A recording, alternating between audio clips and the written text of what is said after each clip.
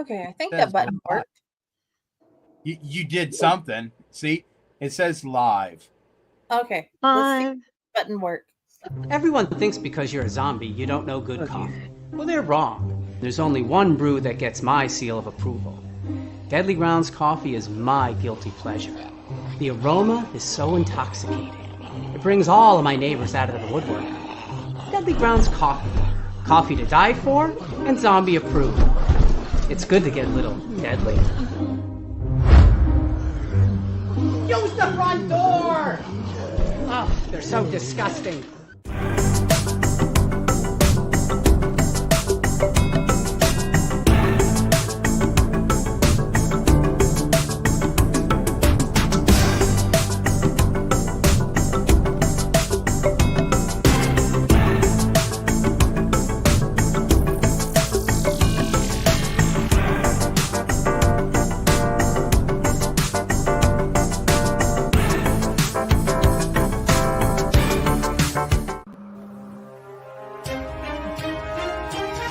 The Dorkening and all affiliated shows are not intended for anyone under the age of 18. The following may contain discussions or scenes that have adult situations, graphic violence, nudity, strong sexual content, and graphic language. This show is intended for mature audiences only. Viewer discretion is advised. You're watching Tanner's Haunted Secrets on the Outline Network. What they say. Dun, dun, dun.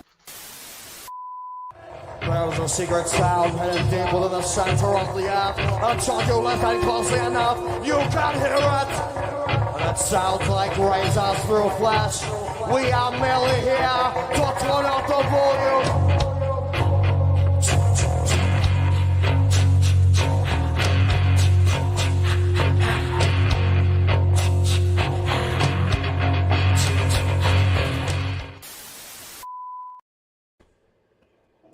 This is Maximus Christian Bryant with the Ohio Haunters Association, president, and you are watching Chainer's Haunted Secrets on the Owl Light Network.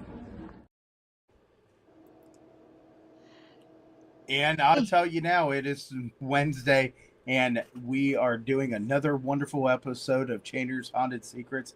And I am so excited because we're going to have some pop-in guests, pop-out guests. We have a wonderful Owl Light Network favorite here today. We have Dell with us and Ratatosker.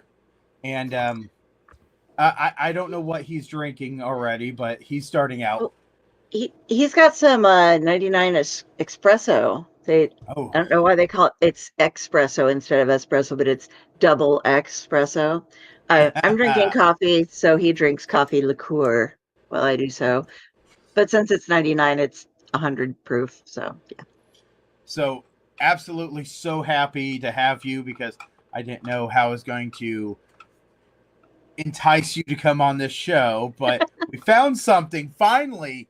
And this episode that we're going to be doing, we're talking about conventions. The reason that we're talking about conventions is because Midwest Haunters Convention is going to be this Saturday and this Sunday, and it is in Rosemont, Illinois. And that is one of the biggest things. You've seen me there, possibly. I help people with booths there. I walk around. I meet and greet people. The reason I'm not there this year is something happened last year, and I'm still taking kind of a year off from that one. But I was at Transworld, and there's so many differences between different conventions. And even though they're haunting conventions, there's differences. And I know Dell's never been at a haunting convention, but that doesn't mean that she hasn't been at conventions. And what we kind of want to do this episode is, if you've never been to a convention, what's some stuff that you really need to think about and what needs to run through your brain? Because you never want to go travel all that way, buy the tickets, look at everybody and just have a big smile on their face and then realize I got into something way past what I should have done. I should have planned this out. And that's what this episode is. We need to plan conventions out. That way we can get the biggest bang out of our bucks. I mean, if you're going to be at Midwest Haunters Convention, Friday night, you get there and you can actually go to a haunted house. I imagine Comic Cons and different stuff like that, you don't have like haunted houses open. But Dell, what's some of the conventions you've been at? Most recently, I was at a very small con in Grand Island, Nebraska called Tri-City Con. It was really neat. Phil Hester sent me there, and then he ended up not being able to attend. Unfortunately, there was some issues going on with things, but that was a great convention. Very small, very easy to navigate around. Earlier this year, I went to the biggest convention I've ever been at, and that was Planet Comic Con down in Kansas City. You're never going to catch me at like New York Comic Con or San Diego Comic Con because they're just way too large for me. This one was 70,000 people in a convention hall where there was construction going on. And I found out the weirdest thing from somebody while I was taking a smoke break. Her daughter had worked on building it, like the building that we were in, and apparently it is the hardest concrete in the nation. I don't know why that was a thing, but it was apparently they built it so that they could be driving trucks and stuff over it while they were continuing to build it, and they left it all there. So anybody who was trying to curl up and get a nice place to sleep, it was kind of hard. But my favorite con, and that I'll be going to again this year, is Terrificon. And we don't, there's not haunted houses at comic conventions, but there are special panels and things you can go to. I'm sure there's panels at haunted cons and stuff too. But they have karaoke. There's comic cosplay contests and stuff. So you'll see a lot of cosplayers walking around all the time. Very friendly people most of the time. Go up and say hi, and you can get a picture taken. But you get to meet a lot of the creators and stuff too, and that's what I really find to be great. There's some cons that they focus on getting a lot of celebrity guests in, and they don't pay as much attention to the comic creators themselves. And if you're a comic person, the reason that you're going is so that you can see all the comic creators and get your work signed and everything like that. And then you see all these people who are like, I just spent $400 so I could get in here and see this one celebrity, and that's all that I'm here for. It's like, I mean, okay, if that's what you want to do. You're going to be waiting in lines for hours to get checked in if you didn't pre-buy stuff, if you don't have press passes or something. I saw lines. It took people 4 hours to get up to the door that the day that it opened. And every day that I went outside for a smoke, there were people waiting in line blocks away. But looks like we have a guest on here. Hello. Drew has joined us. And Drew, hi. Hello. While we have you on, we were going to start real quick. We have Dean in the background. Oh, and he's in the middle of doing some stuff, but if Dean's ready, if he wants to slide around, he can let us know he's ready if he needs a second. That's cool too. All right, we're going to pull him up because we have Dean Haspieler, one of great comic book creator, and he's going to give us a little idea of what to do if you are a creator at a con, what to expect, and how to treat creators at a convention. Hey everybody, thanks for having me on. So I guess there's two ways to answer this question. One is, as a creator, just going to table, that's one discussion. But being brought in as a guest is another thing I could talk about. So do you want me to talk about both, or do you prefer one, or you can actually talk about the differences between them. Okay, if that would help.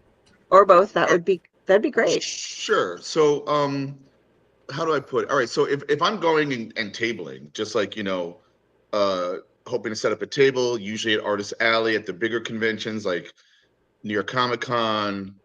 I think Dell was talking about San Diego being way too big, and it's true. It's almost, I think some of these cons might be a waste of your time, and sometimes you go there just to be there or to show up. But it's very costly just to show up, to the quote, the party. And I think you know, the hope for the cartoonist that's setting up or even sharing a table to help offset costs is to turn people on to your work or to you, you know, like I never assume anybody knows me, you know. But weirdly enough, like I went into the Manhattan today to go see a play, and the minute I got out of the subway station, a person came up to me and said, Dean Haspiel. And I kind of recognized his face. And I was like, wait, why do I know you?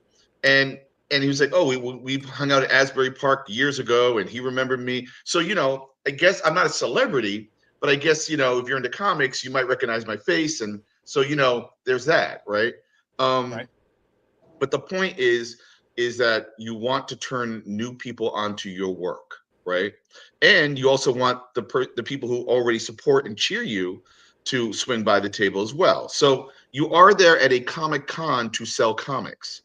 But as illustrated, a lot of these have become more like pop culture cons, you know? And maybe we need to change the names of these things, you know, except for when they're more of a niche show. My favorite shows I've been going to recently really are Comic Cons, but they're more like independent comic shows, you know? They're not competing with Marvel and DC. They're not, you know, dealing with, you know, who give me a celebrity, you know, like people promoting movies or whatever, you know. Right. And as cool as that it is to be in the same, occupy the same space, you know, at first I used to think that there was a competition. And I don't even know if there is, because there's going to be some people that will pay the $400 to get the photo op or whatever it costs, and they may not be interested in the cartoonists who do the niche thing like me, you know. But I've also hopscotched between working in mainstream comics like Marvel and DC, and I've drawn and written a Spider-Man story. I've recently worked on a Superman story a couple of years ago. Like, you know, I've dabbled. If you look me up, I've worked a lot for Archie Comics on the Fox. So I've done mainstream stuff. But the older I get, the more I'm like, oh, I just want to write and draw my own comics, right? For instance, Chess Face is a comic that I crowdfunded recently. Chess Face is Comic called awesome. COVID Cop, which is very fun, and I'm hoping to do a sequel to that. And we've discussed this on your other show, and you know, the Red Hook is a character, and then Billy Dogman, Jane Legit. But for most people, including you sitting here right now, you've never heard of these comics or these characters, right? These are stuff that are just something I'm doing recently, or I invented in 1995, and I'm kind of revisiting them. And so, you know, it's your job to promote as best you can if you're an artist alley or you've gotten a table at a show. But there's a huge difference if you're a guest of the show, you know, and that's maybe what I want to talk about is to some of your viewers, like, oh, let's say somebody asks you to be a guest. Now, usually that just often means I'll give you a table. You got to get there on your own. You got a hotel on your own or whatever, right? But, you know, when I did Wizard World for a few years, they would fly me, you know, give me a hotel, even sometimes get me a car service from the airport to the hotel, right? And all the, you know, and the same thing from me going from my home to the airport, you know, in LaGuardia or JFK, and then fly to the destination. And that was really important. And I kind of got a little spoiled by that because it felt like, oh, okay, I really am a guest of your show. But it also, being a guest comes with certain duties, right? I love to do panels. So me being a guest sometimes means that you're going to at least do one panel, if not a few, right? Mm-hmm.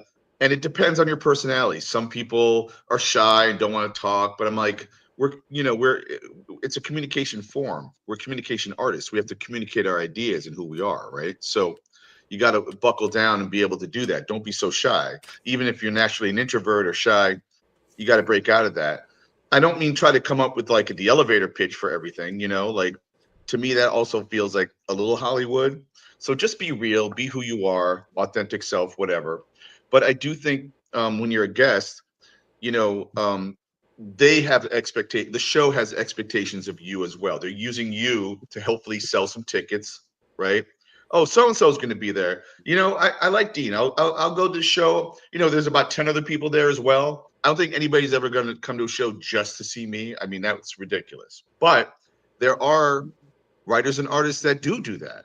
You know, fans of Scott Snyder, Tom King, or John Romita Jr. or whoever, right? Like there are like people who've been around forever and have sold millions of comics, right? And that's as long as you're keeping it still in the comic show realm, and not veering into the Hollywood aspect, which again also does bring people. So I don't know. I don't know where you guys sit when you go to a show. Like where you go to try to get an autograph and a picture, or do you just go directly to the artists and the writers? But I just think that you have to also be aware as a guest of what you need as well. So I try to ask, if you're gonna let me be a guest, or want me to be a guest of the show, and you want to use me to promote, what are you asking of me? Like, do I need to provide a piece of art or something that you're going to use, or is it going to be for an auction for something? Like sometimes I create artwork for Baltimore Comic-Con, because they're like family to me, and they take care of me. They let me have a table with a bunch of artists. They give me like space to sleep, at the hotel, like, and then they're very good. And so it really depends on the show. There was a show I did a few years ago, and I won't name the show, and it was a fine show, but and it was like, let's just say it was near Detroit, okay? And they gave me a contract. I had never signed a contract to do a show, okay? I was like, why am I signing a contract? And in reading the contract, it said something like, if you come to this show, we will fly you there, we'll give you a hotel, and we'll give you a table, right? And that was about it. And that's enough. Okay, I can work with that. But they said that I was not allowed to do a show within like 300 miles for 6 months near that show. And I was like, what are you talking about? Wow. You're not paying me. I mean, you're paying me to go there, but you're not like paying me enough money so that I don't have to work for 6 months, and then somehow not, and then 300 miles around, like there are other places I could be going to. Like it was absurd. And I couldn't tell if they gave me like what a friend of mine called it the Doctor Who contract, where like they try to bring a celebrity in, and then they do pay them like $10,000 or $20,000 or whatever the hell their fee is, And I was like, I think you might have given me the wrong contract, So be wary of stuff like that, because those things are draconian and it's kind of silly, And I'm trying to think of any other things, like, I again, sometimes they come with other perks, like when you're a guest, like you get a per diem for food, or again, a per diem to get to the airport and back. Little things like that are super helpful. That way, any of the money that you're making at the table actually becomes profit of some sort, right? And that's the key. So many of my peers who go to shows are at best breaking even, meaning that, we paid for our table. We were able to pay for the table, or pay for the hotel and the table, or the travel as well. If you're lucky, if you're able to sell that much stuff. And to me, that's not a livable way of getting around. So I pick and choose certain shows where I'm going to fully fund it myself and hope for the best. But honestly, I've been trying to go down the track of being a guest of a show, And I guess because I've worked in comics forever, and I have a certain pedigree of having worked for mainstream comics, and then leaning into my own comics these days in what's arguably more of a crowd-funded era of comics right now, and that we have more shows that celebrate that and likes champions the self-publisher. Anyway, that's a roundabout way to talk about some of that stuff. I don't know if you have any questions or thoughts. What are important things that you keep, as depending on if they're providing stuff for you or not? What do you keep behind the table to keep you surviving throughout the con, and how many breaks? You like food? Yeah, like seriously, yeah, because people don't know. We run around at Preparaton and hand out water and stuff, but it's a great thing to you forget. Sometimes you're like, oh wait, like I know some people who like don't bring sandwiches or snacks or water or anything because they figure, I'll just get food at the con.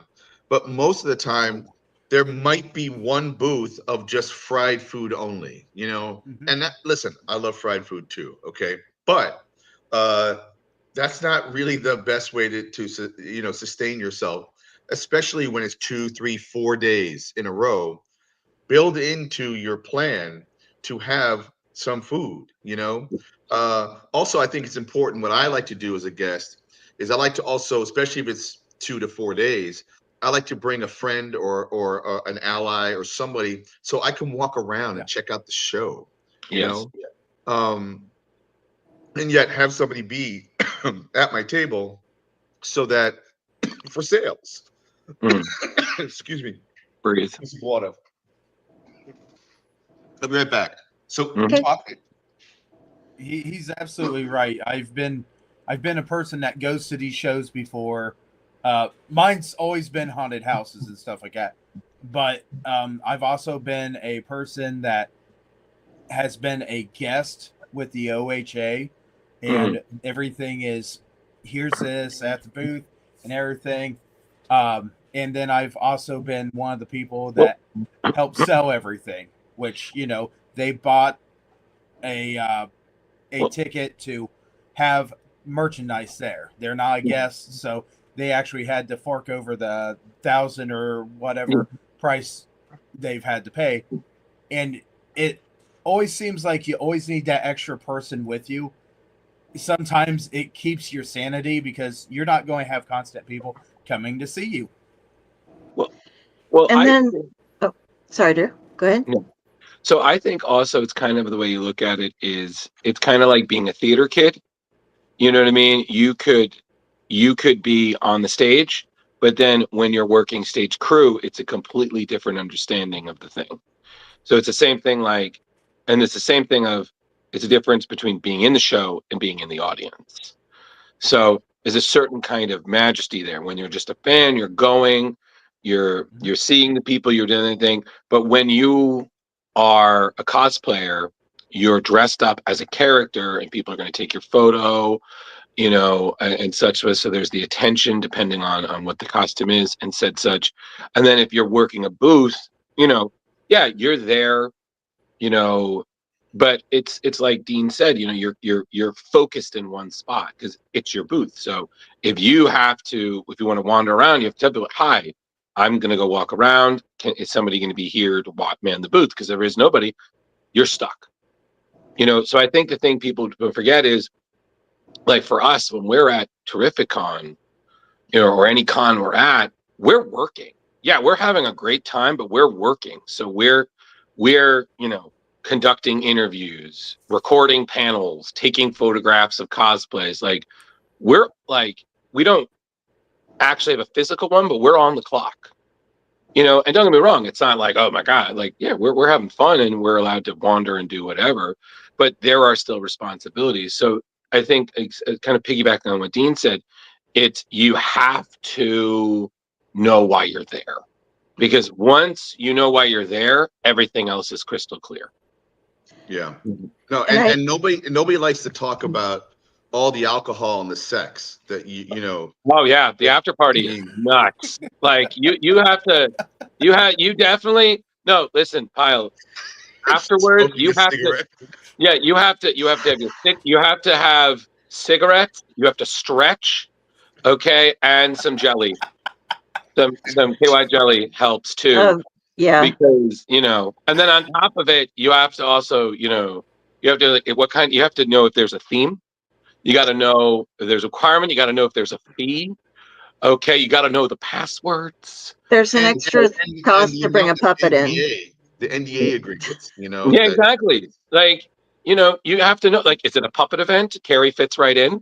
You know what I mean? Like, you know. I do have one more question for Dean, but I got to tell you guys, this was the last time I went to Terrificon. I was so proud of myself because I was going through the airport all by myself. Like, these are huge accomplishments for me. I do things wrong every single goddamn time I ride an airplane. And so I was leaving and I was flying back to Nebraska, and I live out of a suitcase. I room with Drew, but I live out of my suitcase. I just kind of put things back in it. Everything I have is black. Everything. And so I get to the airport. I've gone through. I saw, you know, I was like getting out the last of my Coke Zeros, and I saw some people who just gotten off a flight, and I'm like, I can't take these in. Do you want them? Here you go. Okay. Ta-da. I go through baggage check, and they're like, ma'am, you need to come stand over here. Oh boy. We got something showed up when you were standing there. I'm like, okay, what's going on here? And a pair of my underwear had ended up inside my pant leg near where my sock was, so I didn't feel it. So the lady's checking me and she goes, dear, where's your purse? We're not going to carry these in front of everyone, you know. So grabs my purse and grabs my black and throws in my purse for me. Like, okay, thank you. Oh my God, I'm so embarrassed. And then they go, ma'am, we have a problem with your bag as well. And I'm like, what? And I had Ratatosker in there. And one of the ways that this guy props up is I'll put a pop can is just the right size for him to stand. Well, apparently when I put him in the bag, I didn't do it on purpose, but he just covered a pop can. So they're like, they zip it up and I'm like, oh, that's just my squirrel. And they're like, so this woman is coming through and she's got underwears in her pant legs and she's got a fucking squirrel. What kind of weekend did she have? Go big or go home. Go big or go home. Exactly. You know, I think the other thing being is like, again, because when Carrie was asking me like, oh, you know, you've been cosplaying a long time, you probably have some pointers. And I was like, I know a few things. The one thing is, Dean said, you have to watch your money. Everything will cost money unless it says free on the table. So, Yes. you know, and you don't think about it because you're just getting swept up in the moment, the lights, the glamour. Comic-Cons are like little mini Las Vegases. You get distracted by all the glitz, the glamour, the showgirls or dudes, you know, all of the celebrities you see at the craps tables, you know, that kind of thing. And before you know it, you're like, I'm going to get that. Whoa, where's my money? And then, so the thing is, everybody, you need to avoid math at a con because math will literally just fuck you up. You know, you have to avoid math. So the thing is, my butt, go in with $200. You know, the second you pay for something, subtract how much that costs from the 200 you have. If you are getting close to 40, stop. Because that is going to be saved for later for the after con meal, which in my opinion is one of the best parts of the show. Is you Yeah, I totally agree. Like the social aspect is really key to a lot of shows, especially since so many people, and I'll speak for the creators, are at our tables drawing by ourselves most of the time or whatever. And so, you know, it's great to be around people that are like-minded and can share, you know, this experience together. Recently, though, as an independent cartoonist and living off this, I'm one of the few people I know that are barely squeaking by, making something of a living. And I live in Brooklyn, New York, one of the most expensive cities in the world. And nobody put a gun to my head to make comics or to live here, but I'm a native New Yorker, so whatever. But the thing that I've had to do recently at a lot of these niche shows is like cartoonists tend to want to trade their work with each other, right? The and I'm always like, and I'm like, once in a while I might give a hero like a mentor like Howard Chaykin or Walt Simonson or somebody like that in my comic right here. But like I always say, like I'm living off of this right now. I need to make money. So you don't be shy to be honest as a person behind a table, or if you're someone who's doing some kind of performative thing, you know, we are making a living here, you know. Yeah, exactly. And you know, the other thing, Dean, is that I feel like that's the thing, and a lot of people, especially because let's be honest here, get caught like me when I was getting into going to conventions. Like I did love the cosplay angle, but I was there to get my book signed because I'm a comic book fan and I love meeting creators and, you know, saying, oh my God, I love this book. Would you mind signing it? And I've fortunately gotten thousands of books signed, you know, through diligence and hard work. But now it's a lot more expensive. And, you know, I'm friends with a lot of people in what I like to call signer circles. And there's been some grumbling about such things. And, you know, and I'll admit I'm one of them at some points. But then, you know, getting to know more creators and such, you know, we have to remind this is your job. Yeah. You know what I mean? Like you still have rent, depending on your situation, a mortgage or an apartment. You got to put food in the pantry, clothes on the back. You know, you got to be able to brush your teeth once in a while. You know, all these things that cost of living. And like you said, you have a table there. You got to kind of make back some of that money. So I mean, even as a guest, like depending on And it doesn't matter the person that's coming to your table knows your situation, whether you've been granted a table or been flown there or not. It doesn't matter. Like there shouldn't be no assumption that this is a free for all, you know. And so and speak to I'm sorry, who's the person that you that was posting some messages? I think Mahana. I know We her. know Yeah, her. yeah. Hi. Yeah. There was some. I think she was saying something about just bring a budget for what you know. Hey, what's up? Only bring the amount of money that's in your budget priorities. I agree with that, but also bring a little bit more because you might find stuff you didn't know you wanted. I mean, that's the point. The point is to be turned on by new stuff as well, you know? So again, I know it costs money, but guess what? The world costs money, you know? I have this thing where I feel obliged to purchase something from every person that I actually go and speak to at a con. Like I feel like I can't just talk to somebody. I have to buy something. And that's something I want to ask you I'm going to somebody disabuse behind you of the that booth. right now. I'm going to disabuse you of that right now. Okay. First of all, because it's painful to watch her do this every time. Just like, oh yeah, I had to, and then she's like, I shouldn't have done that. I'm like, then why did you do it? He was like, oh, but he was so nice talking to him. I felt so bad. I bought the thing, and I'm like, Carrie, this is Nebraska talking.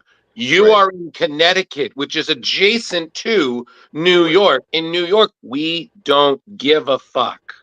Well, respectfully, we don't give a fuck. And what I mean by that is like, you know, and for me, I'll be walking down an aisle, and if I have a badge on and someone knows who I am or whatever, they're gonna call me and want me to see their stuff, and that's great because I think that's awesome. Like, oh my god, you know, you want me to see your work, but it never means guaranteed I'm gonna buy it or trade or whatever the hell. It's like what I often do, and this is my advice is like, if you talk to someone, you get into it, and you know you're hitting it off really well, it doesn't equal a sale. I mean, I understand that the person talking behind the table might be trying to work angles in conversation to gain a sale, but sometimes you can sniff that out, right? Versus, oh, we actually really connected. But in really connecting, I can also say to someone, well, you know what? Your stuff looks great.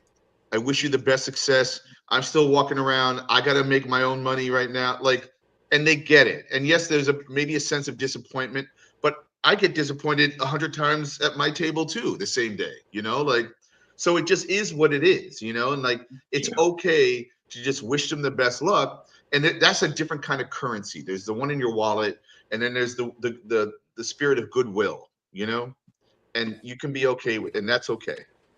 So how do you like people to what are the best ways to approach people, and how have you ever had people that are just like are really gruff or something come up to your booth and like get in your face about things, or I don't know if that happens to you or all kinds of things happen, and you are trapped, which is why it's really great to maybe have a partner at the table, or maybe you've befriended the person next to you and you can like talk to each other about like, if I maybe work out a signal or something, you know, to help, or I don't know. I keep thinking there should be an app on your phone that the minute you see someone you know coming, that's gonna, you know, is gonna be an hour-long conversation, and they're not gonna buy anything, and that's fine. But an hour, really?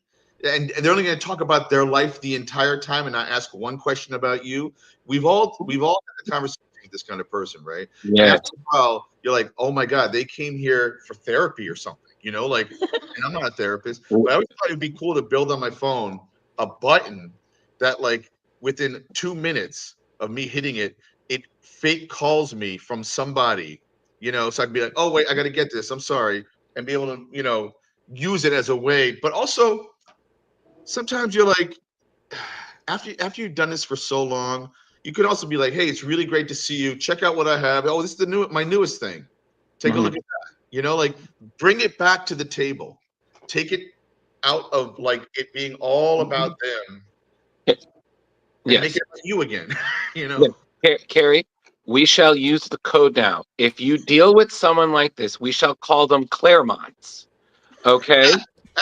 We shall call them, because it will be a 3-hour-long conversation about the Iliad of the X-Men. And then, what was the question? So So point being is, this will be a verb. It's like, I'm being Claremonted. I was like, oh God, like You got hi. Claremont. Yeah, I mean, listen, with all due respect, legend, amazing. Absolutely. Good Lord.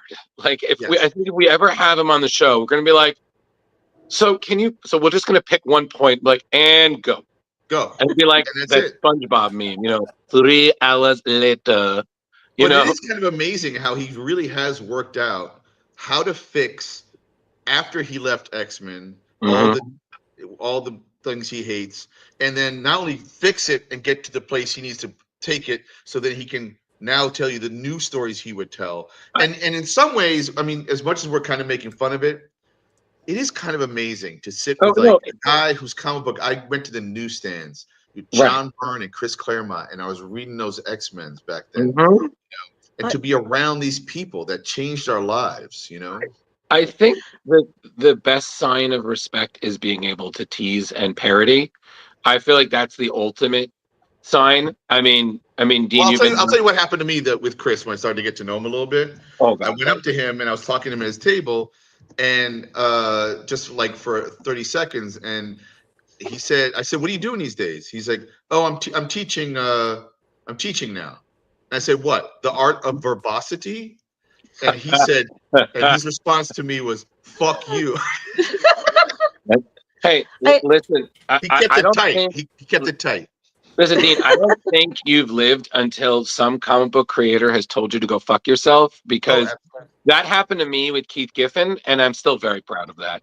Because R.I.P. that man, the ultimate comic book curmudgeon. I used Claremontism the other night on a show. John was doing something, and it was the word balloon with Bendis and Tom King. They did a book club, and they were doing Ed Brubaker's Criminal. And I was like, he dropped a bunch of Claremontisms in it, so that later on they could just fly, or he could have an entire another story based on one little buried nugget that was inside, which is what Claremont did. Was there's all these little things that he can suddenly go back and write an entire arc about on something that happened in one panel. He just totally.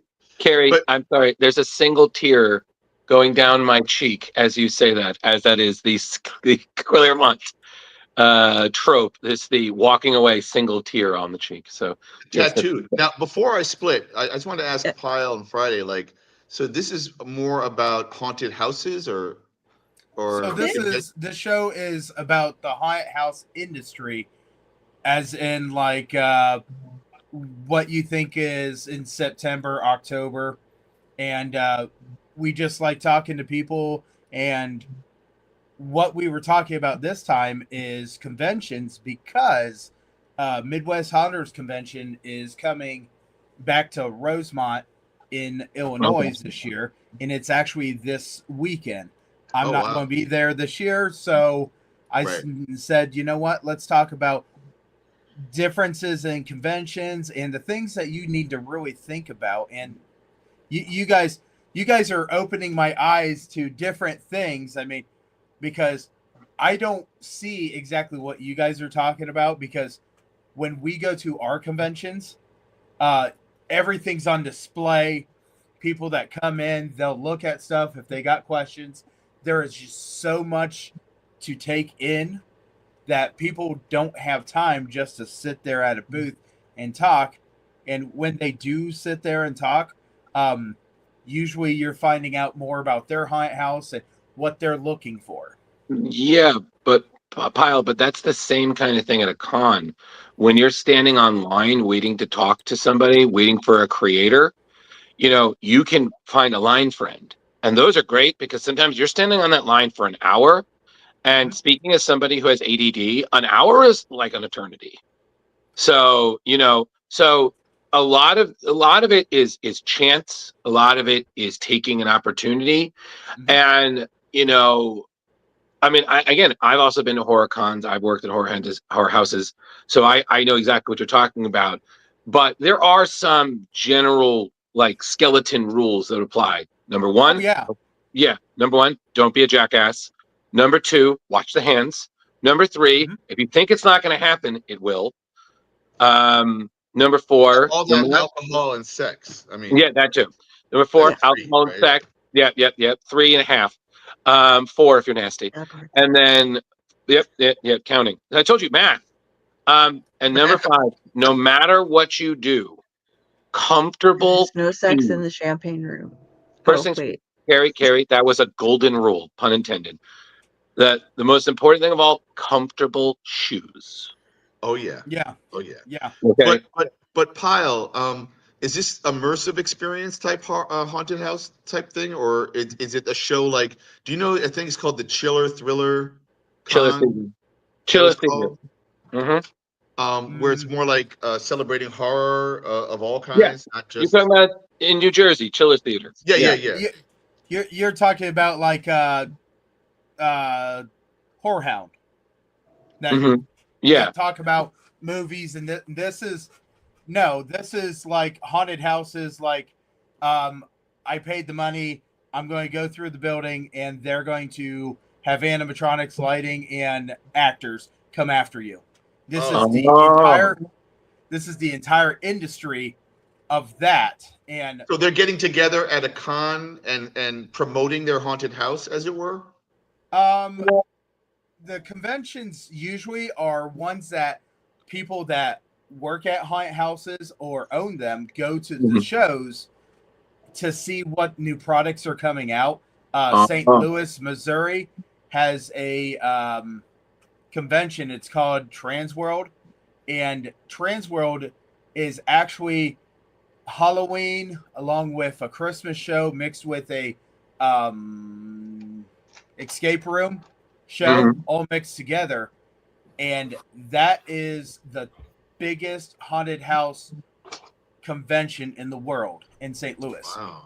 Wow, man.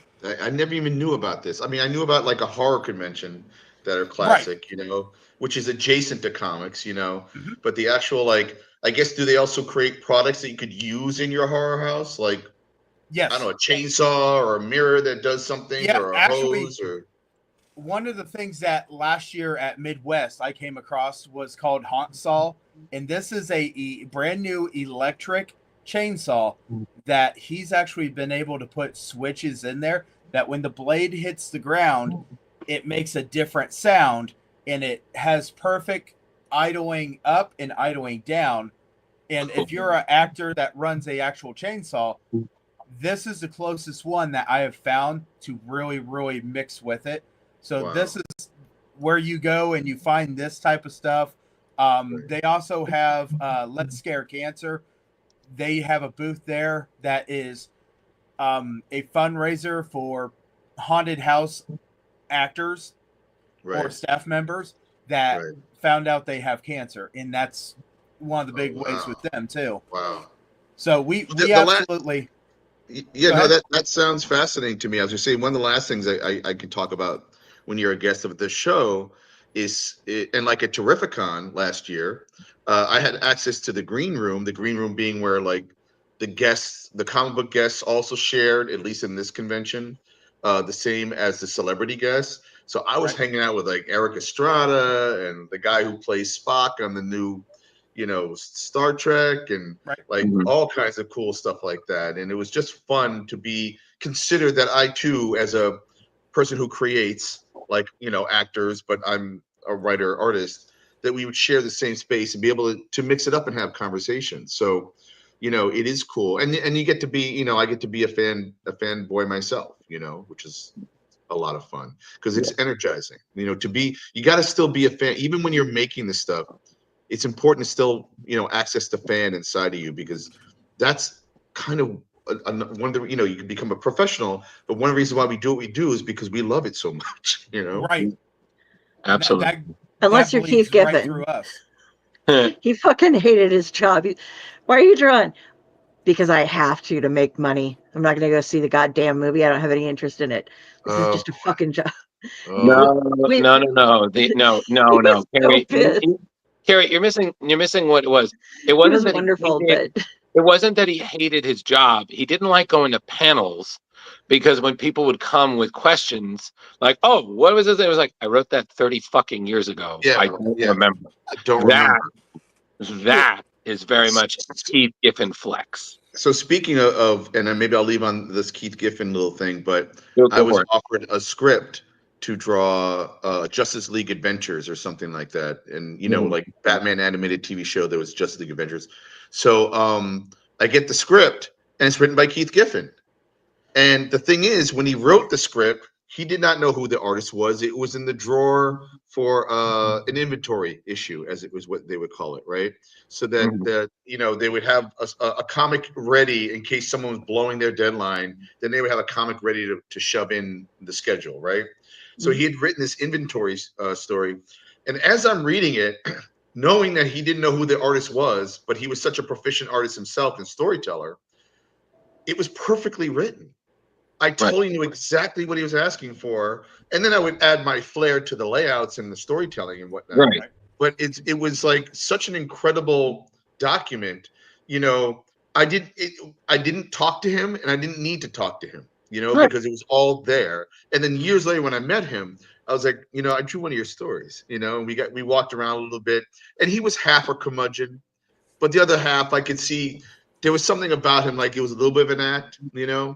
And I've worked with famous curmudgeons, Harvey Pekar, Keith Giffen, but when you know them, they have hearts of gold, So anyway, I hope that helped answer some questions about in terms of guests. I don't know how that helps maybe with the haunted house thing, but actually, I do think the important takeaway is this: if you're invited to be a guest, you might at first think, oh, thank you so much for just even giving me a table or whatever.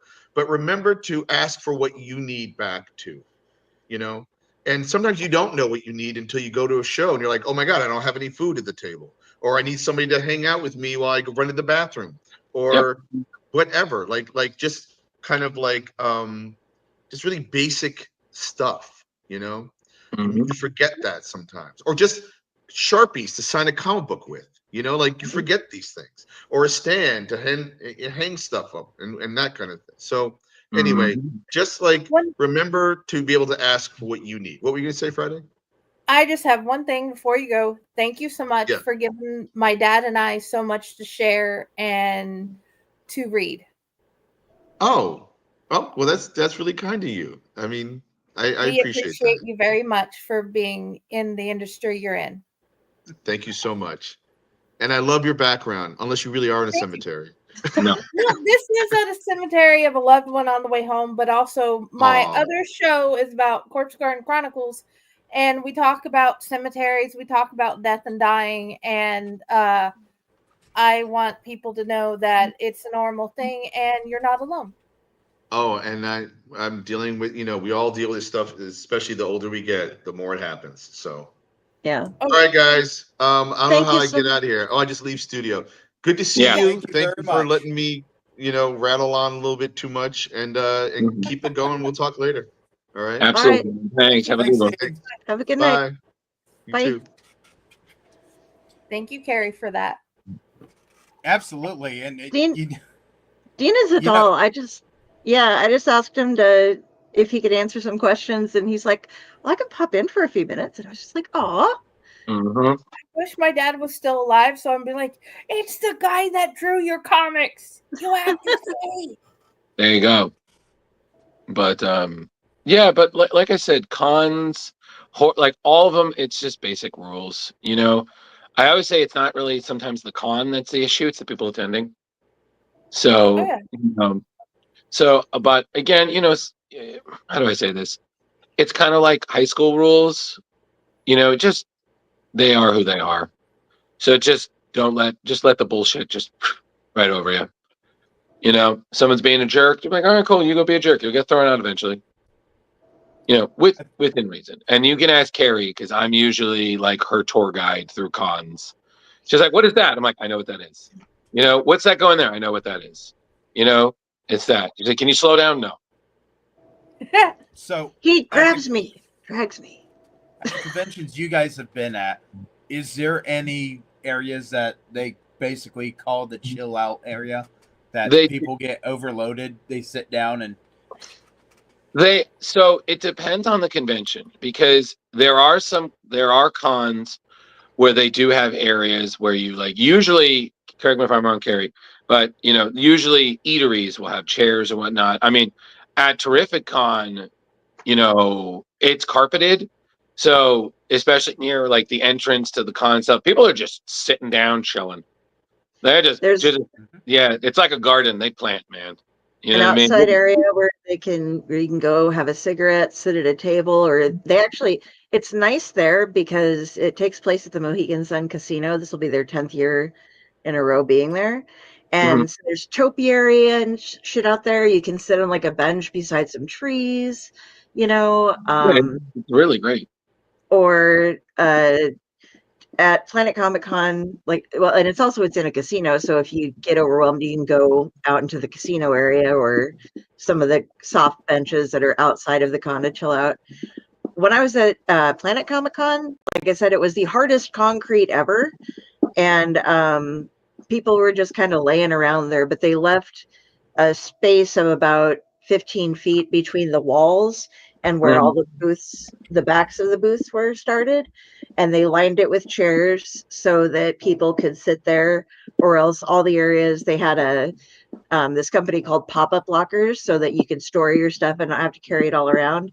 And that was a big area for people just laying down, catching their breath. There's usually game rooms for practice games that, like, hey, we're bringing this design. Some games will be like stuff that people are trying to experiment with. Some will be like games that you already know, and they'll like run little campaigns of like a D&D adventure or break out some stuff.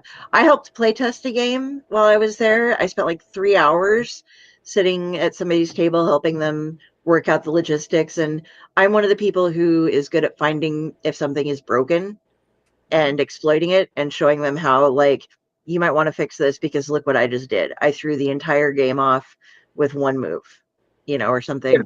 But with those, you want to make sure that they aren't being used already, because, always ask, is this table open? Because if there's going to be somebody who wants to set up and, be doing a game in a little bit, you're going to get booted out. So you might as well find somewhere better.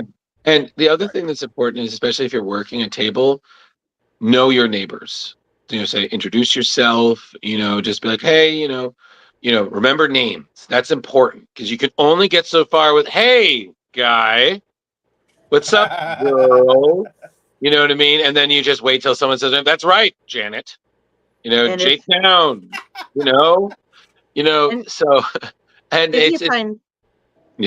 if you find kind booth people, they might let you sit down for a second or two, as long as you aren't bringing a tribe of people with you. Yeah. Be like, hey, mind if I crash for just a second and have some water? It's like, yeah, go ahead. But what Dean said is true. It really helps going with crew. And when I say crew, I'm talking like not like a team, like Avengers. I'm talking like One Piece. So it helps having a crew. You have your people that you share in the cool moments with. You got your inside jokes. If you need to split off, it's like, okay, let's sync up in like an hour.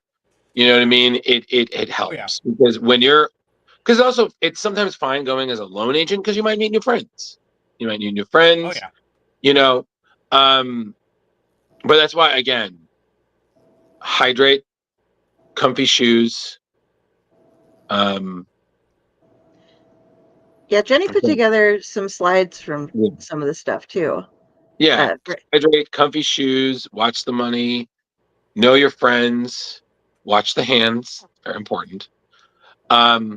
Always ask. Yeah, always ask for a photograph, no matter what it is, and just be cool. And I will also say this, another good one. Always show your appreciation to people in cosplay, because a lot of times some people, and Carrie knows this because she's hung around me enough, I'm always like giving props to anybody whose costume I know, because I've been the one who everybody will take a photo with, and then I've worked hard on costumes and I barely get any attention. And it is kind of soul crushing when you work hard and you kind of want a little recognition with someone who's like, hey, cool. So Drew does Deadpool, and it's awesome, but that has to be like How much does that costume weigh? It is, Because no, something with Haunter no, conventions, it's you not. guys. It's not. No, Carrie. The weight of it is not. It's not But relative. it's also Yeah. furry. Yeah, that's what. Like literally, I now kind of understand how furries are because I have been in a fuzz suit. Oh boy. But in my case, I bring joy to the Disney children instead of, okay, well that's okay, And it's actually funny. One time, Ange my girl made a joke, and I actually hugged a furry because she thought I was terrified of them. She was like, "Well, we're gonna nip this in the bud," and I'm like, "God damn it!" I was like, "Why did you do that?" I said, "Well, I thought you were afraid." So I was like, "Ange, that works for rock climbing and sharks. This is different." My across the hall neighbors just gave me. I'll have to find the thing if it didn't fall down. They just started the first furry convention in Nebraska. There you go. See, Yeah. Indeed, it's just Animal Planet all over there. But overall, the most important thing is you just have a good time. You know what I mean? Whether you're there to comic creators, whether you're there to meet some celebs, whether you're just there to just shoot the shit. But know why you're there, because personally speaking, I never really understood people who will just spend the money just to hang. I'm like, yeah, I can do this for free. Convention tickets are expensive. And sometimes what you pay for that, you could spend on a really nice dinner or food that you could have for your friends over. So, like, don't go convention hopping unless there's a good reason or you got that team. And I know this because I spent an entire year with a group of people. We went to so many conventions on the East Coast, and it was amazing. It was so much fun. But it was very expensive. So, do you have like a group of people that you don't see until you get to the convention? Sometimes I kind of do what I call a cosplay Bill Murray, where I just don't really tell people I'm showing up, and then I'm there, and then they're like, "Oh my god!" I'm like, "Hey, take a photo," and then I just whisper in there, "No one will ever believe you," and then just disappear. No. I personally speaking, because I used to do like, "Oh, I'm going to be at this con," and sometimes I'm sorry, I like the element of surprise. I like not knowing who's going to be there, and then I see people who I haven't seen in a while or everything. I'm like, "Oh, hey!" And yeah, there are some times I'm with people, but I always tell people, "Oh, that's another one. Make sure your cell phone is charged. It is really easy." And then on top of it, if you're with people and your cell phone is dead, how are they going to find you? With a ghost phone? Huh? No. So one of the things that someone actually did at one of their booths at one of the haunt conventions was they actually put a little sign that said, while you're here checking out our stuff, charge your phone. Genius. And it was very interesting because these guys had no one coming up to them, and now they have like decent amount of people. And it's very interesting how people figure out our haunt conventions. We want you to touch things. It is a absolutely go in there. We want you to feel how the stuff feels that you're going to be bringing to your haunt. We want you to look at the werewolf that he's all right there. We want you to pull it back, look at the framework on it. This is one of the big things about the haunt industry. We are very, very... Kyle, I just need to say thank you for explaining it a little further, because in the beginning I was like phrasing. Well, there's a running joke in the haunted house industry. It's when we go to a haunt to go look at another person's haunt, there will be touchy-feely all the way through. And we will make it as dirty as possible because we want to see how you made it and how I can take something like that and bring it to mine. Listen, I just need to say this. There better be some good music on if you're getting a little touchy-feely. Like, I better... You're doing that, I better find $1 bill somewhere in my costume. You know what I mean? just checked in with a little note. Thanks for the memories. You know, for the people that actually wear costumes to these, you don't find it at Trans World. People just walking around in costume as much. That is usually a East Coast or a Midwest haunters convention. Those haunting conventions are great for people bringing their costumes in. And last year, there was a guy that actually modified his entire suit with a Froggy Fog portable fog machine, and he actually looked like it was blowing smoke out of infected pores.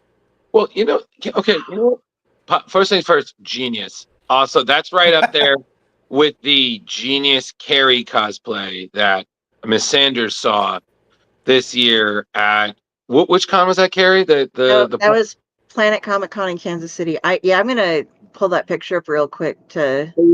Yeah, I'm sorry. As a horror movie fan and just general cosplayer, I was like, wow, that is fucking clever. Like you sent me that photo personally. I was like, she wins. That's got to be top 3 at least. Yeah, am I right?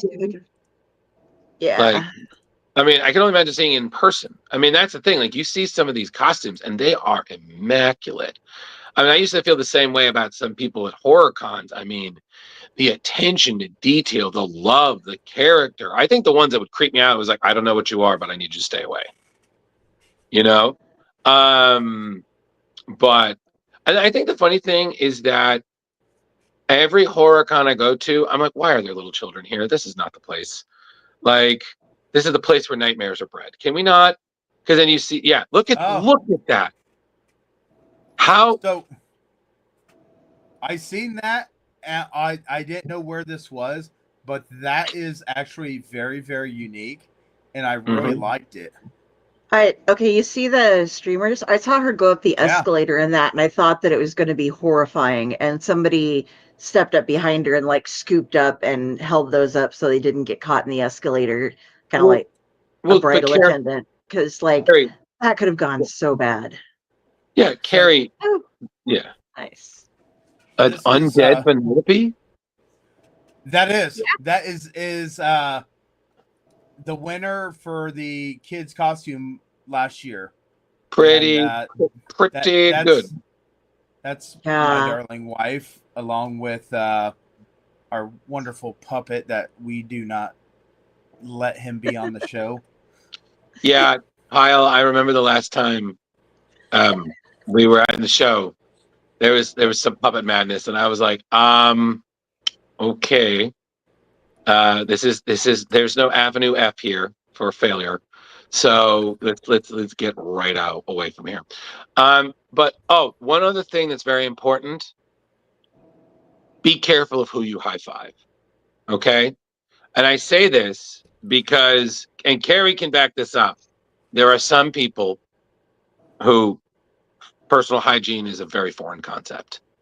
So we already mentioned that. And again, I applaud anybody I saw. Like, I've seen people, they'll spend $40, they'll show up with a cheap thing of Secret, and they'll just be handing them out. And I have told these people, bless you. You are doing the Lord's work. Thank you. Yes. Bathe every day of con and wear deodorant. Every day. Every day. But the other thing that's important is that people do not sleep very well during con. People do not watch their energy. It is really easy to get sick. So think zombie rules. One person is sick, and that is called, and Carrie, I've told you about this, con crud. Yes, con crud. That's not. Yep, had it. It's not a myth. Okay. Nope. No. It's not a myth.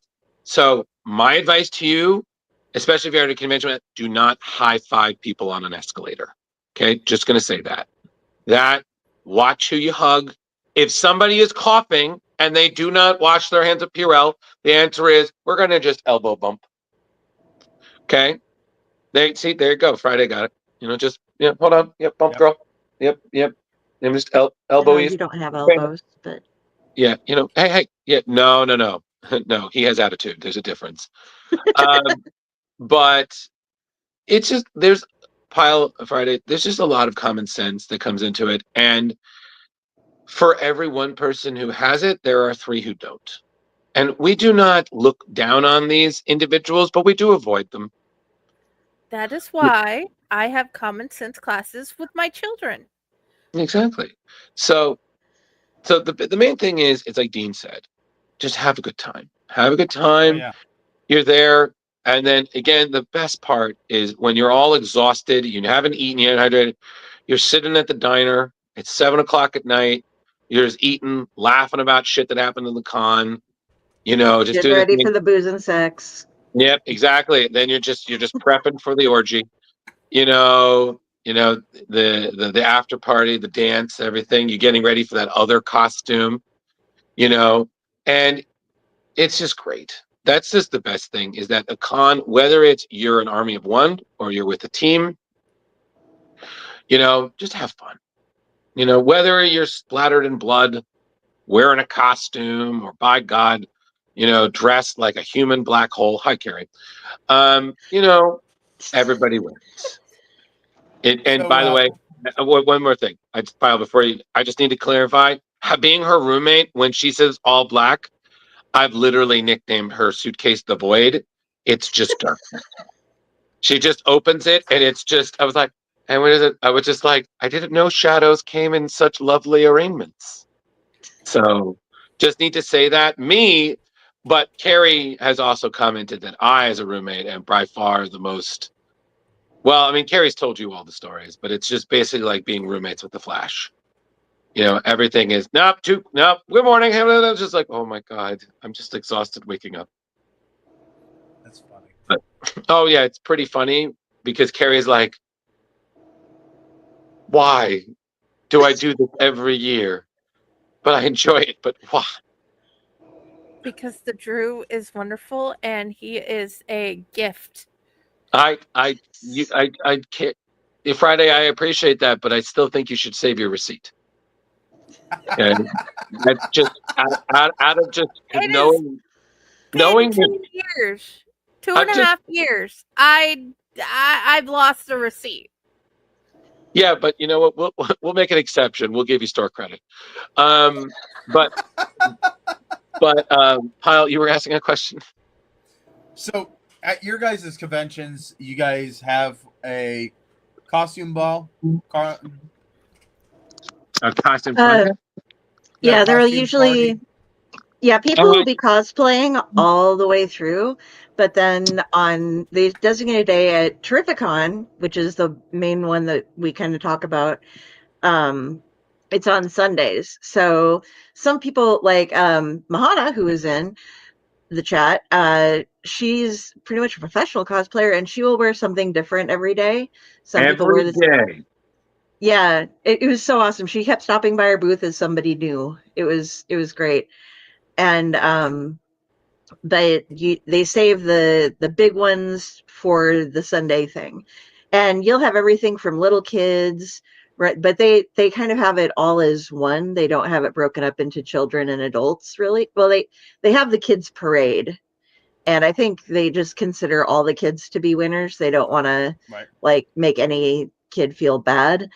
I had a headache so badly because I did the filming of the costume contest, and it took them a long time to decide who the winners were going to be.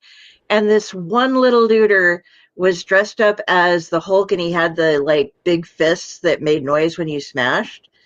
And he just got up on stage, and for like 15 minutes, his mother did not rein him in, and he was just like running around beating the shit out of the stage.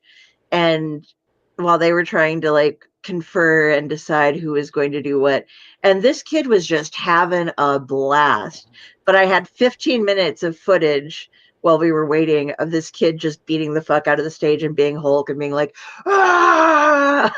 It's awesome.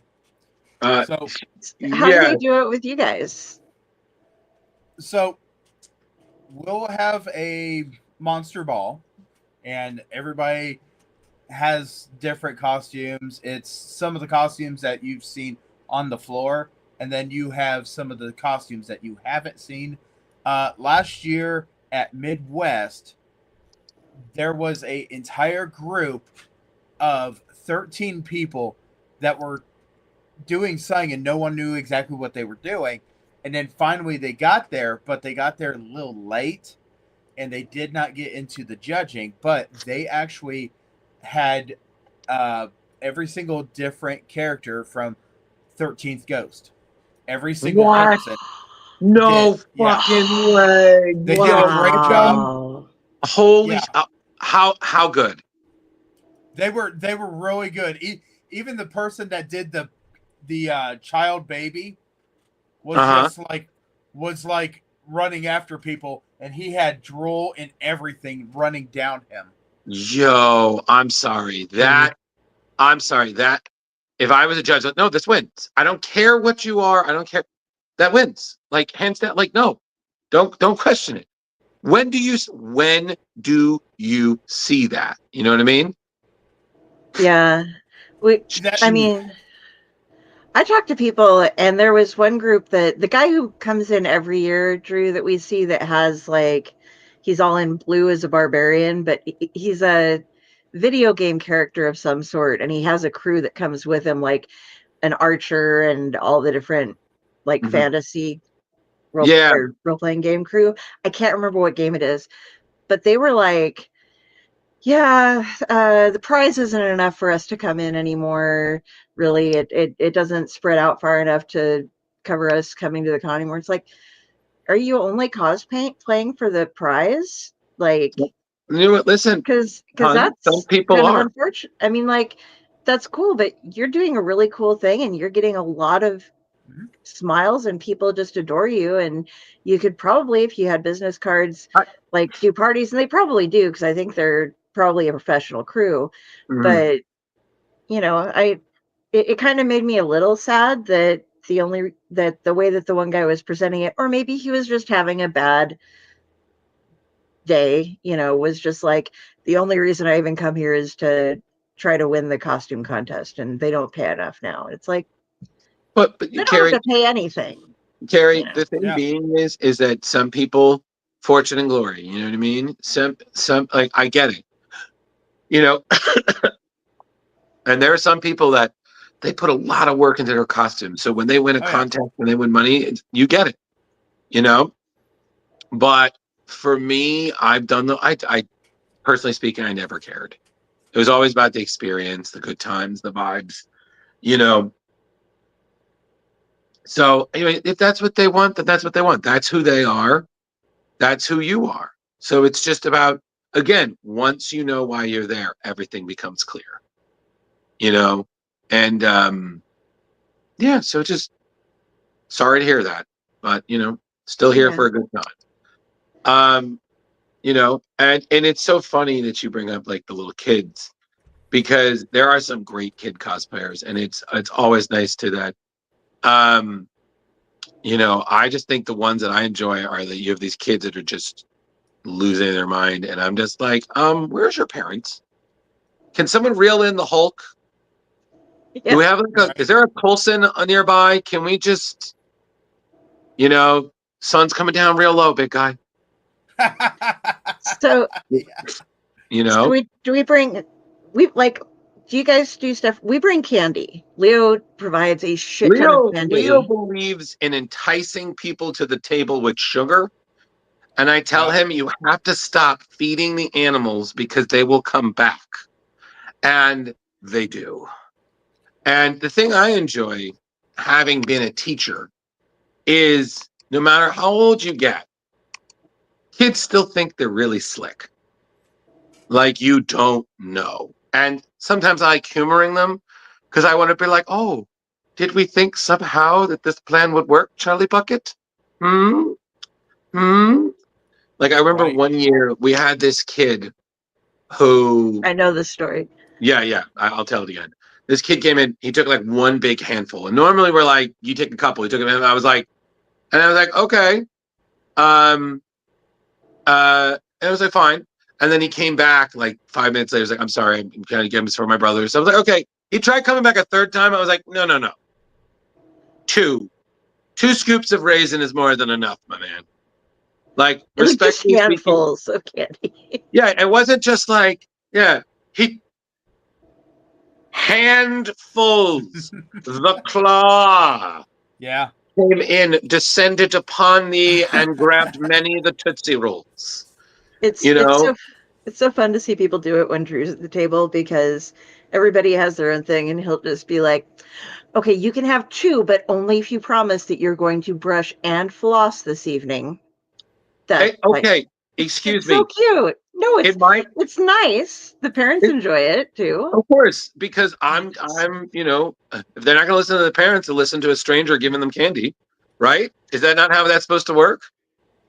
I mean, Jenny would trust me with her kids. She'd be like, Drew's fine. That might end up going to hell, but it's fine. They'll bring them back. At least 7 pieces are left. I'm like, to them about their favorite fandoms. You and the turtle will get along fine.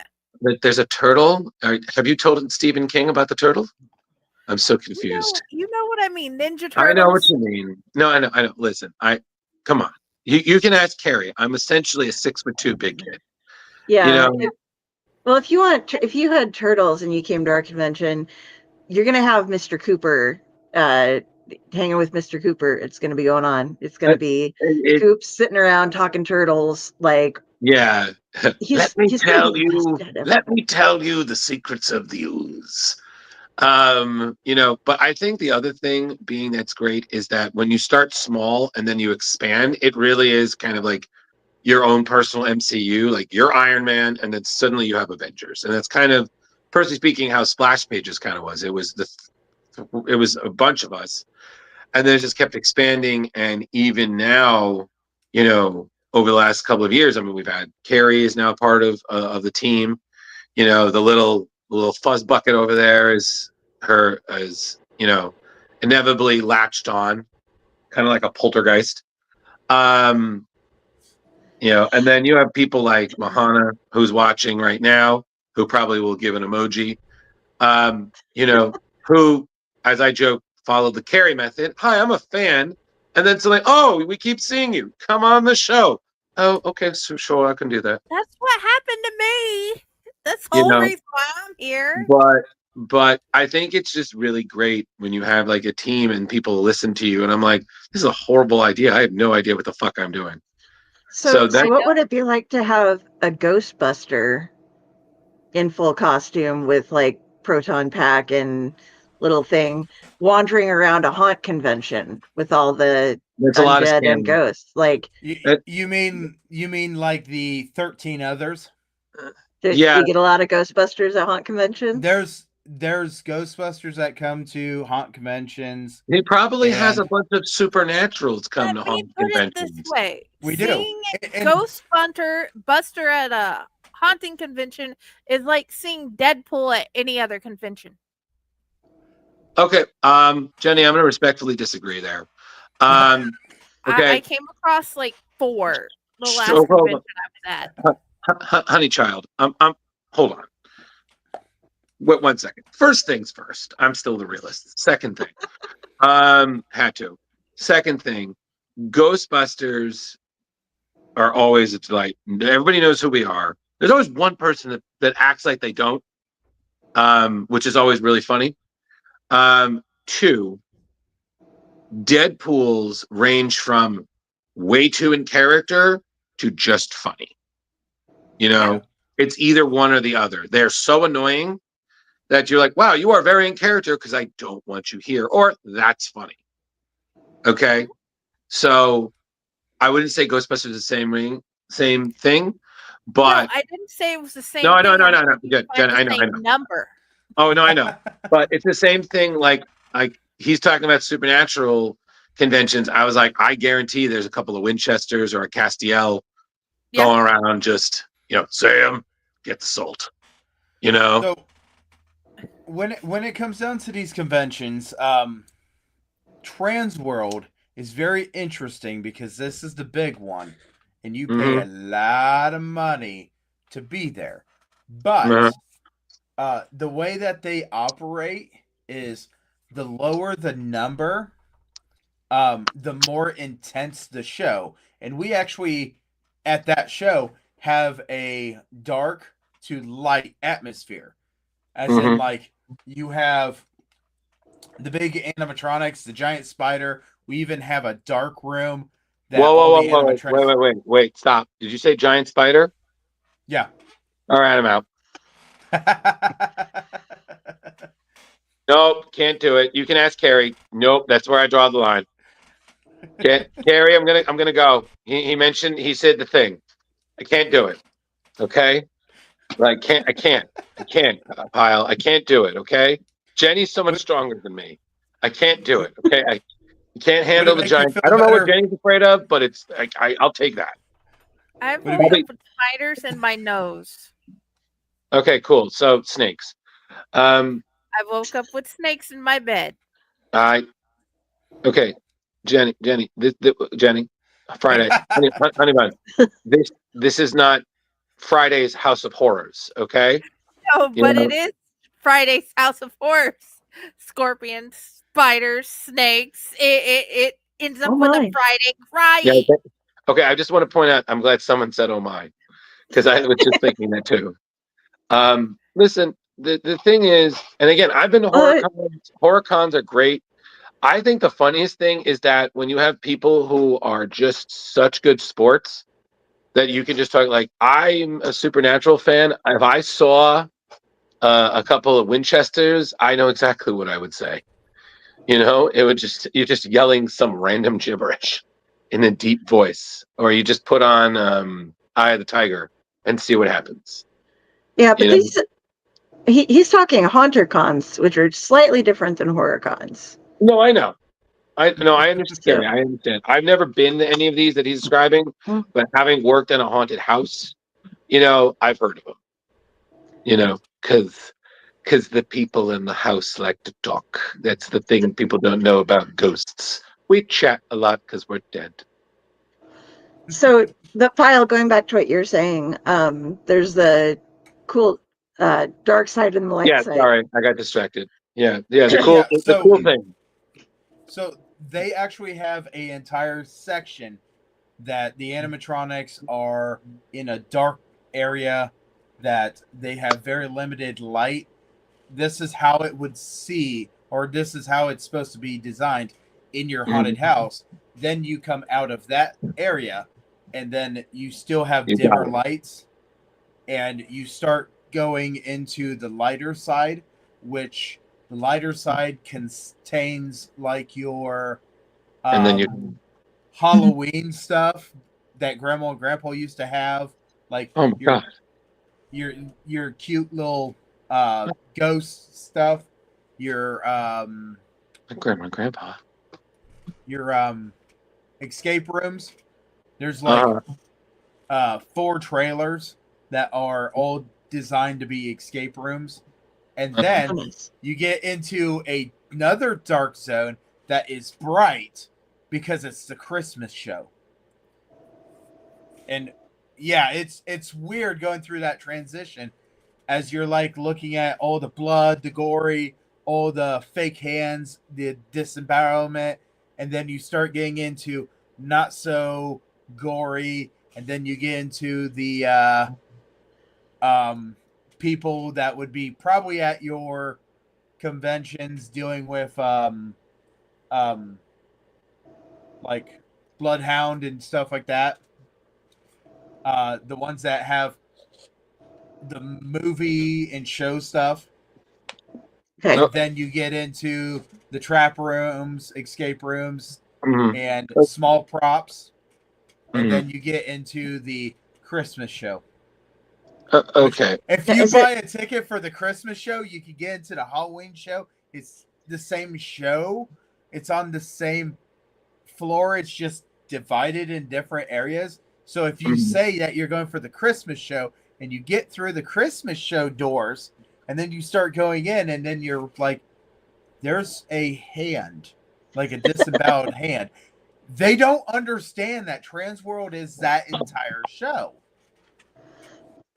That'd be great to have like little old grannies and people who are coming to like pick up some Christmas craft items. And like my aunt is all about like the Hallmark Christmas style thing, and I can see like taking her through that side and then bringing her to the door, and just like she's always trying to get me to watch Hallmark movies, like constantly.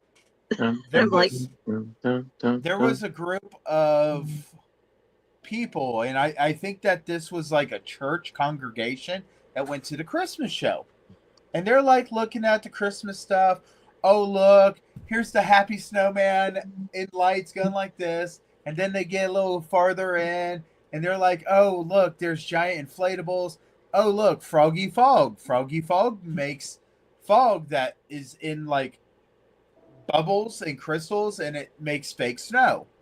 Okay, so here's all this. And then all of a sudden you get a little farther down and here's a happy snowman and he turns his head and his face is busted apart. And they're like, oh, it's broke. No, no, you, sir and madam, went too far into the happy world of Halloween.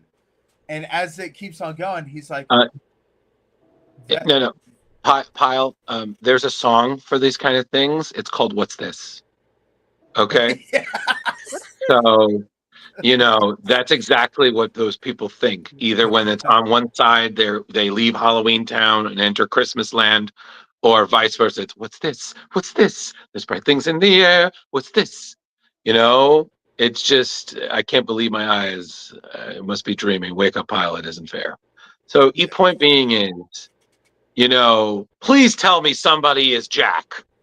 Like, has there been a Nightmare Before Christmas? Nightmare Before Christmas? There was actually a Jack that came in, and he made his mask and he did everything, and he did such a great job that this guy came flying up to him and said, I would like to buy your design on this mask. Right. And he's like, oh, okay. He goes, this looks so much better than in our park. That's wow. What a compliment. Well, that's the thing. Now the advertisement for Disney's Jack is this guy's design. Universal Studios goes to this show to buy all their stuff for their Nights of Horror. Right. Yeah, wow, so, what a compliment, man. Yeah, but so it's a very interesting show to see Transworld. But when you go to Midwest, and I will tell anybody that goes to these haunted house conventions, please go to the smallest one that you can find, then go to a bigger one, then go to Midwest, East Coast, something like that. Then give yourself a little time and go to Transworld. Do not go to Transworld right off the bat. They actually have quiet zones that people can go and get away and get away from the air compressors, get away from all the lights, get away from all the motion detectors. That way they can just unwind for a little bit, collect themselves, and go back in. Yeah, see that it almost sounds like I don't know that I would survive, just because I'm assuming that there are strobe lights involved in certain areas and stuff Carrie, like you wouldn't do well. Yes and no, because what they do is they'll have that dark area.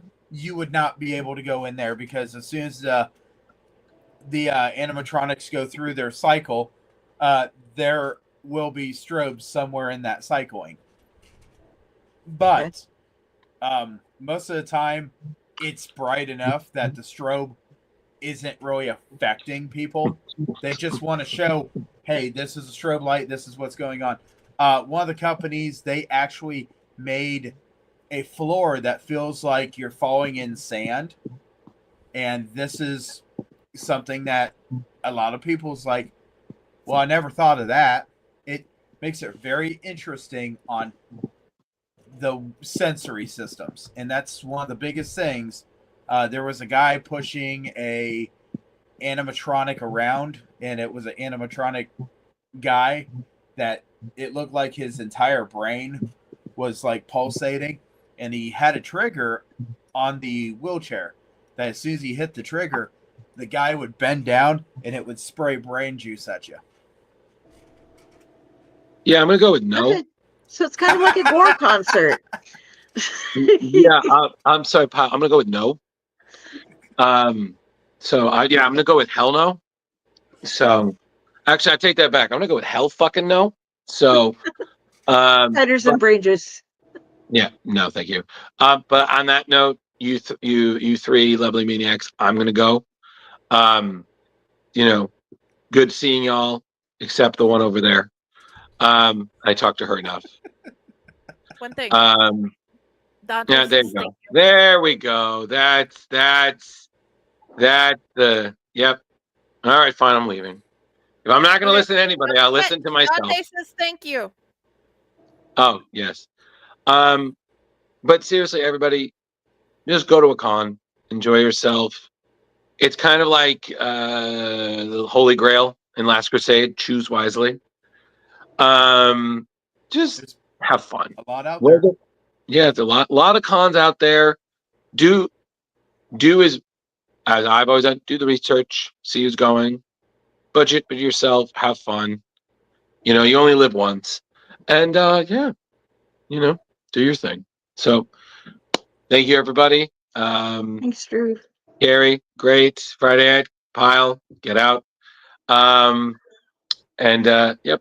call that a day. Love you, Drew. Thank you. No problem, no problem, everybody. Thanks for being here.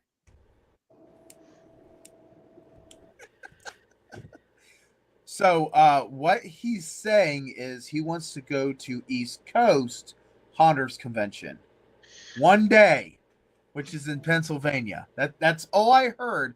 As long as the ticket is provided for him, right? That's all I heard. He would need to have to get there. No, you'd have to provide a ride as well because he's not gonna drive there. Well, in that case, what you're saying is I need to go to New York, grab him, bring him to Pennsylvania. Throw him in the van. I can use the creeper van, and I will have chocolate. That way I can be like, come here, little Drew. But no, conventions are a wonderful thing, and I'll be the first one to admit, not everybody can handle a convention, and there is differences between conventions and festivals, because a lot of people are like, oh, well, conventions are just big festivals. No, there's major differences in them. And at the end of this month, I'm supposed to be going to a Bigfoot festival. So I will absolutely make sure that I grab information from that, because Razzle Dazzle come in with me, even if I've got to put candy and say, here, rats. But yeah, so absolutely, conventions are a wonderful thing. Find a convention that would be good for you. There is woodworking conventions. There is sound and light conventions. There is conventions that help people with concerts. So these are all different things. I found out that there are gummy conventions. And yeah. Okay. I mean, Legos, that's a big one. Let's Anime? see here. Yep. Oh yeah, anime is huge. And it sounds like the type of convention that you're going to can like from our comic book conventions to your Haunters conventions, those are completely different animals, Right. I thought that I had no idea.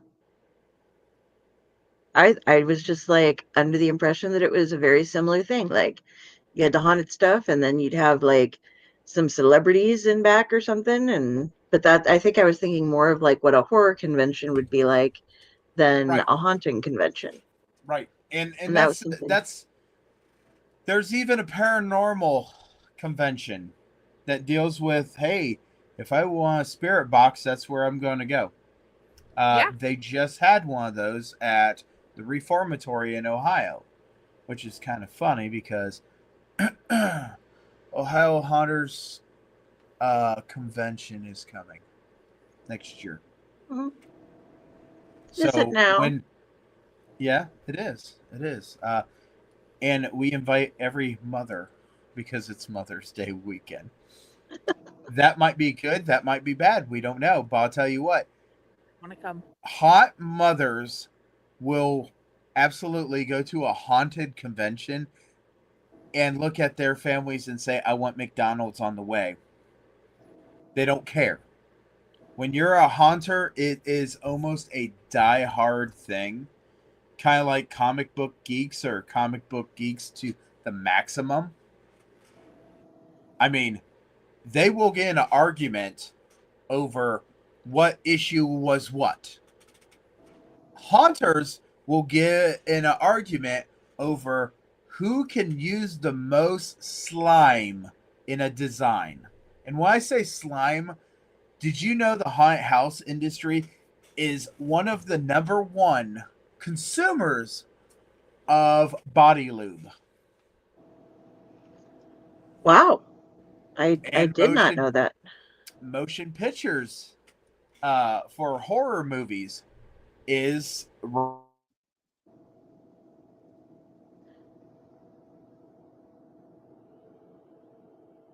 Did I freeze or did he freeze?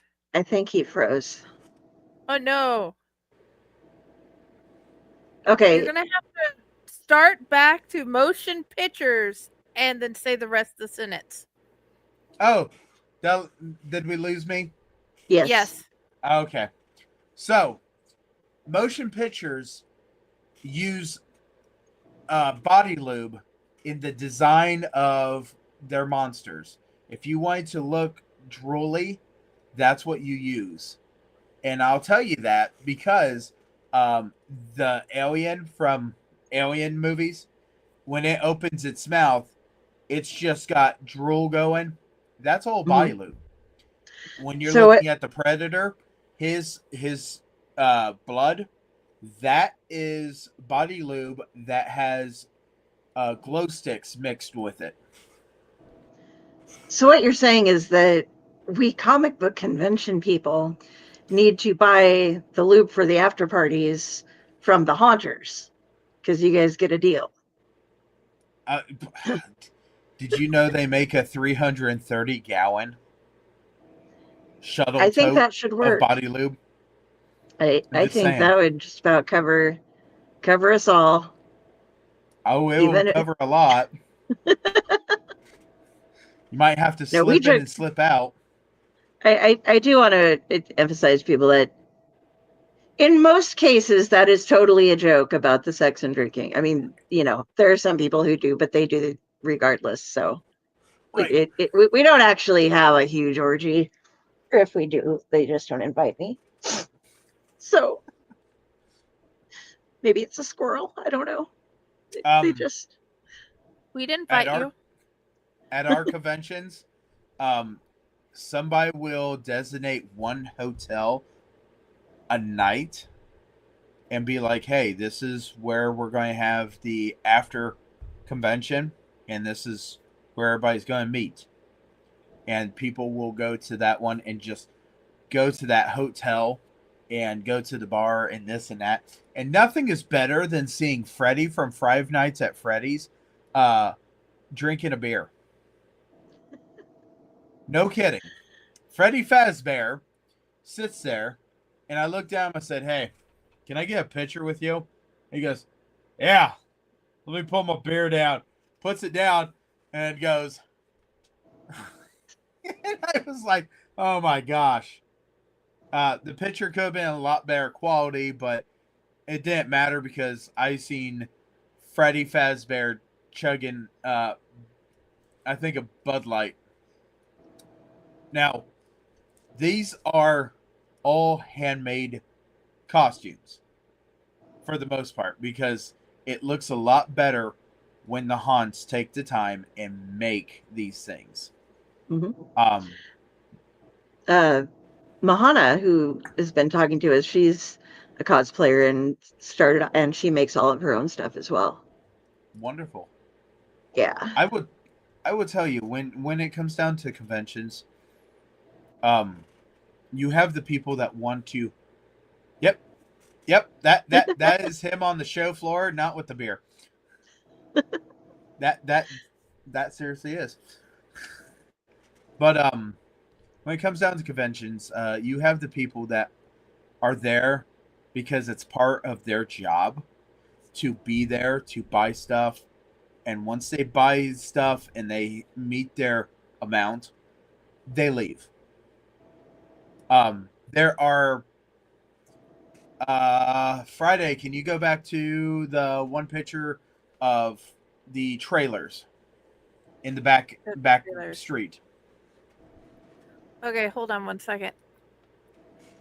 Because this is actually very interesting. If you don't know conventions, not all vendors do this.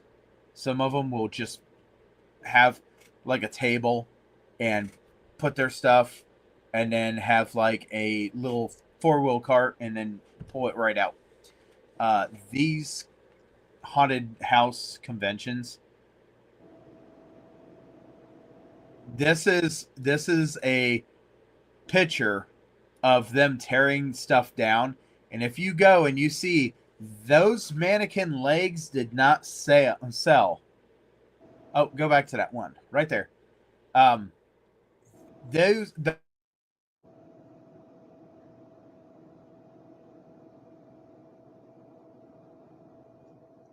think I froze this time, maybe.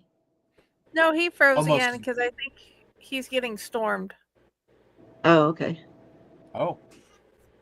I don't know what's going on my end. You said those mannequin legs, and then... those mannequin legs, you can buy them. Okay. So you've got all these them trucks in the back here. Yep. You have all these trucks and trailers that are getting all their stuff tore down to throw in the back of these, and these guys rent all these U-Hauls, Penske trucks, this and that. Almost none of the convention people actually have their own vehicles. They just rent them just to come to these shows. Some of them are shipped. And when I say shipped, I mean they are in giant crates that are marked this side up, do not forklift, do not do this and that. When it comes down to conventions for haunted houses, there are people that hire other companies to put their stuff together, and these guys just show up for the show to sell stuff, and then they're like, okay, well, we'll pack up what we didn't sell, and these guys come back in, tear down their stuff, and ship it back. Froggy Fog, it takes about an hour to get their stuff all packaged up and taken out. There's other booths that might take less than that, and there's some that it takes about 2 hours because you've got to Jenga all that stuff in there. So when you're going to a convention and it's a really big convention that they want you to buy stuff, understand that, you know, these items they want you to take home, or some of these items are pre-order when it comes down to this haunted house convention. And it's very interesting how people put these things together. Like Sinister Signs has nothing but pipes that come in, and they have attachments onto these pipes to attach another pipe, and that is their whole setup, and they just hang all their signs, And then once it's done, they take all the signs down and take all the pipes down, and they're out. They are up and down in about 45 minutes or less. So, yeah. I imagine comic books and stuff like that might be a little different in how they put stuff together, but these guys actually try their hardest to make their show or their showing area stand out from everybody else. You're muted. You're muted. Okay. I'm going to share real quick. This was at Planet Comic Con. It was the one major like horror booth that we had there. Okay. Allow. Is that up? Yes. Yeah. Okay. So this was Toys from the Crypt. And there were a couple, I got that so I could get the number for them. But then like entering and standing on the outside of it, they had a bunch of different characters and it was super crowded, so I couldn't get all of them in. But these were some of the things that you saw as you were walking into their booth. And it was just pretty cool. So I know it's not up to speed with what you guys have going on at your haunted cons, but I thought they did a pretty good showing for what they had there, you know? So I do believe they were at Transworld. Oh, cool. Because I really feel like that was one of them. And it's very interesting because you'll have in between the dark and in the Christmas, you'll have this one section that's a little brighter and you can see more stuff, and they'll have stuff like that. Which is movie stuff, this and that. I'm not going to lie.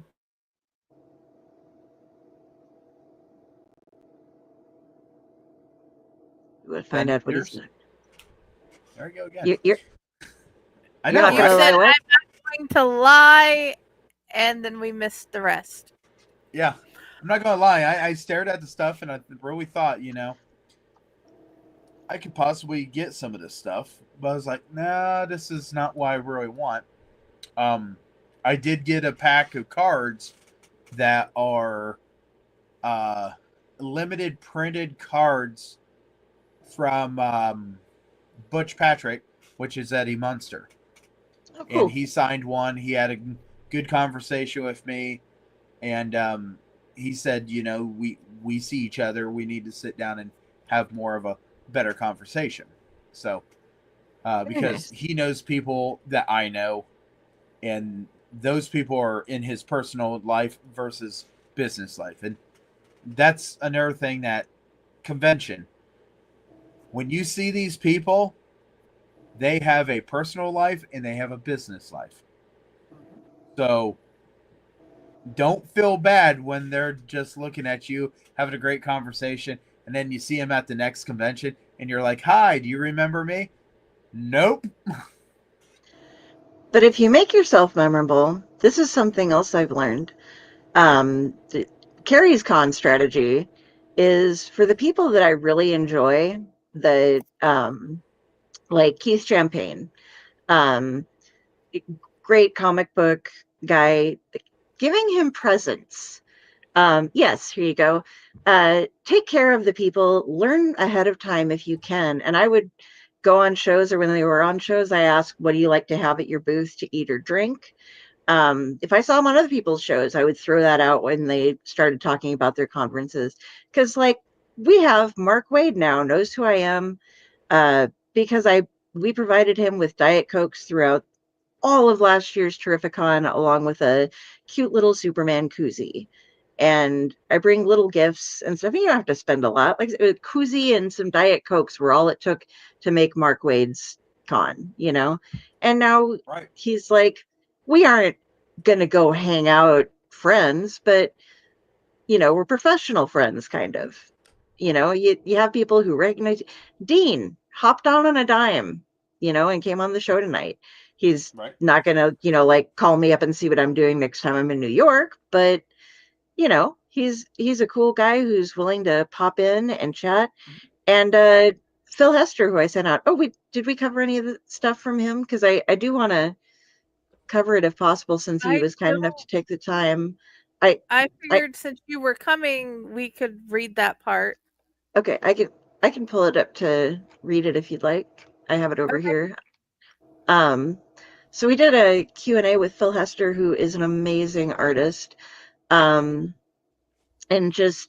he is a featured guest frequently at cons. And that's like Dean was explaining the difference between tabling versus being a guest. Felt, and doing a lot of panels and things like that. But his replies, when we asked him some questions, what do you bring to your booth for hydration, snacks, etc.?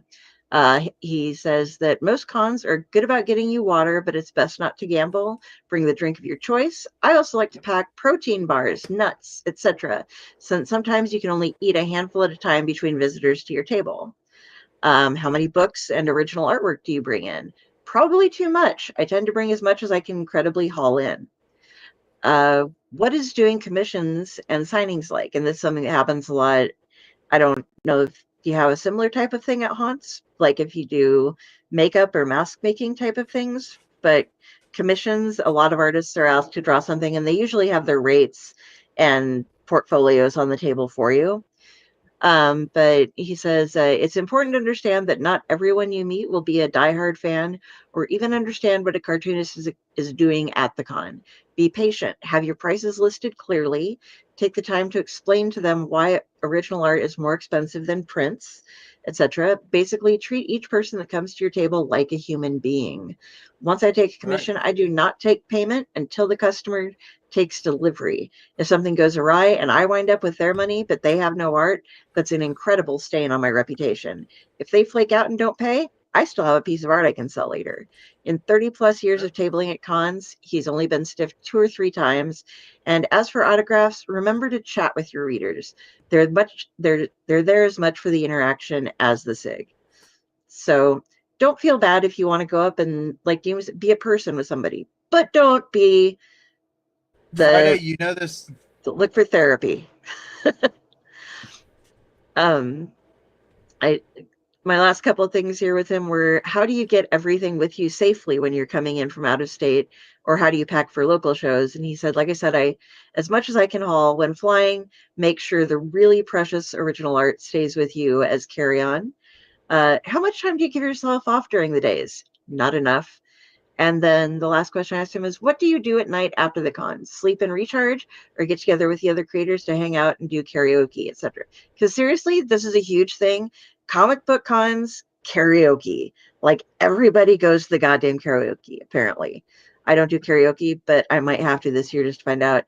But he said that he hangs out, but he's a teetotaler. So late nights aren't as hard on him, but he still likes to live well. He tries going to a unique or nice restaurant every evening with fellow pros and catching up on the gossip, recovering and reconnecting with people, and have a good time, and then sketching in his room until he collapses.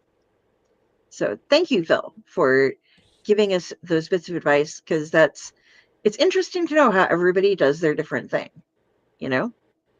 So I'm sorry. Yeah. But that's what comic book people do. We party hard. Got to do the karaoke. I don't think I've ever seen a karaoke. I can say that Midwest, there was a group of haunters that came really close to getting kicked out of the hotel because they were having a conversation. When they were having a conversation, apparently they shut down that room at a time and no one told them.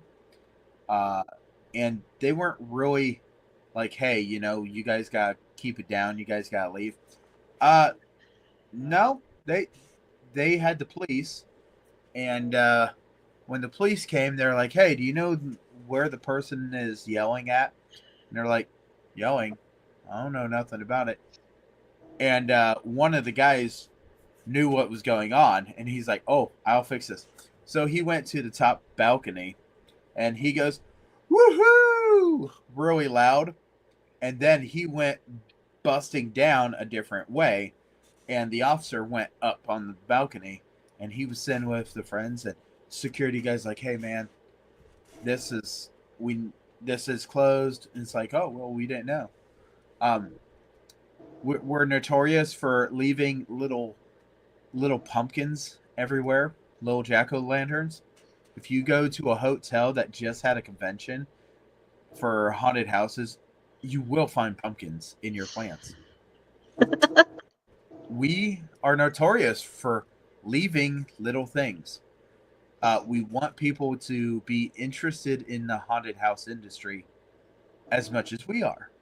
So it's real easy. You just leave a little pumpkin and somebody goes, oh, I found a little pumpkin. I wonder where this came from. And you do your research. That is the way that we get people to be interested in us. We have costume balls. We have costume contests. We have special guests. And Friday, you're going to know this name. I've still not got him on the show, and I want to. And I'm working my hardest to figure out who I can talk to get Al Hops on the show. But Al Hops is someone that Transworld has do special talks. Their introduction to haunted houses, introduction to painting a mask, introduction to corpsing. These are little add-ons that you can pay for to go into this and actually do this, and they get about an hour and 10 minutes before they have to shut down, leave, and they'll cut their stuff into about 50 minutes. That way they can do questions and answers. And Alan Hops is always somebody that everybody's like, oh, you know, Alan Hops also does a haunted boot camp. That way you can learn his tactics. So having him at conventions, I met him last year, and I looked at him.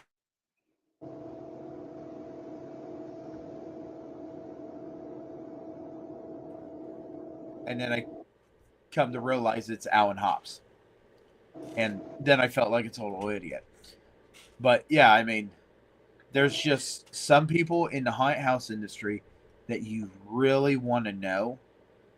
And having a name like Pile Hazard has become a great asset to me going through these conventions, because someone will see that it's me and they'll grab me and say, hey, you're honest about stuff. If I would pack this up and ship it to your house, would you use it? Yes, no, here's the reason why. And it's great, but you go to these conventions, when it talks about money, you got to save up thousands of dollars going to our conventions, because if you want that mask and that is a claustrophobic mask and it fits your face, that is a $400 mask to begin with. It's not cheap. There's nothing cheap in the haunted house industry except for, a little trinket keychain, which I might make them now. But that'd be great. I do. I've got a 3D printer that runs all my haunted house ghosts and the this and that. I mean, we ran a whole bunch of these guys for the school, and you know, but it's just one of those things that everybody is going to look at everybody's convention a little different. I would love to go to your guys' convention and just see what it is. But when it comes down to ours, it seems like it's so hardcore of, dude, you got to see this, you got to see that. And if you're an ADD, ADHD person, you want to go in a corner for about 15 minutes and then come back out and say, okay, where was I at? I was at the giant jumping spider. Okay, now I need to go there. And they make candy. There is haunted candy. There's haunted drink things like called tornado drink makers. These are all because haunted houses, some of them have bars. So you're going to have that. The U.S. Postal Service has a booth at haunted conventions because they want to help you get your stuff. They want to help you get your stuff sent. There's insurance. We want to help you insure your haunt. So our conventions are industry, and your conventions are not exactly industry as much as artist and vendor. Right. Yeah, there's we have one guy who does. There's a couple guys who do certain things. Like there's one group, I can't remember the name. I tried looking up just now and I can't figure it out. I should have asked Drew beforehand, but it's a root beer setup. And if you buy this stein from them, like this huge, awesome stein for like $50, you then can take it with you to any other convention that they're at. And you pay a certain fee to them for each convention. I think it's like $20 and you get it refilled nonstop throughout the convention for free when you show this little pass that you paid for. So, and we have Banana Man at Terrificon, which is just this guy who dresses up in a big banana costume and then puts another costume on over it every year. Like he'll walk around shaking maracas all day, just walks the floor up and down all day being Banana Man. We have somebody, and I can't remember his name. Scary Gary. That's who we have. We have Scary Gary. Scary Gary, you will find at conventions for haunted houses, and it's not just Midwest, not just East Coast, not just whatever.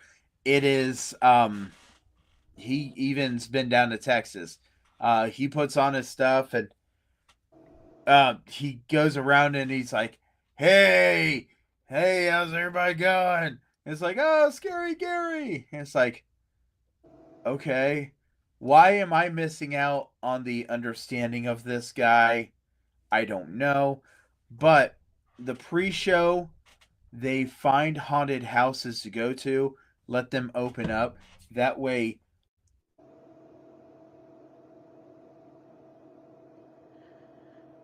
Oh, no. Oh, the internet hates our host. King. If they do have enough time, they will turn on the lights and let you go through and explain how they did things, which is awesome. So do you have a lot of panels at haunting conventions? Like you said, there's the ones you have to pay extra for, but do you have just regular, like, with the attendees? Yes, some of them will want to show off their artwork on people's costumes and this and that.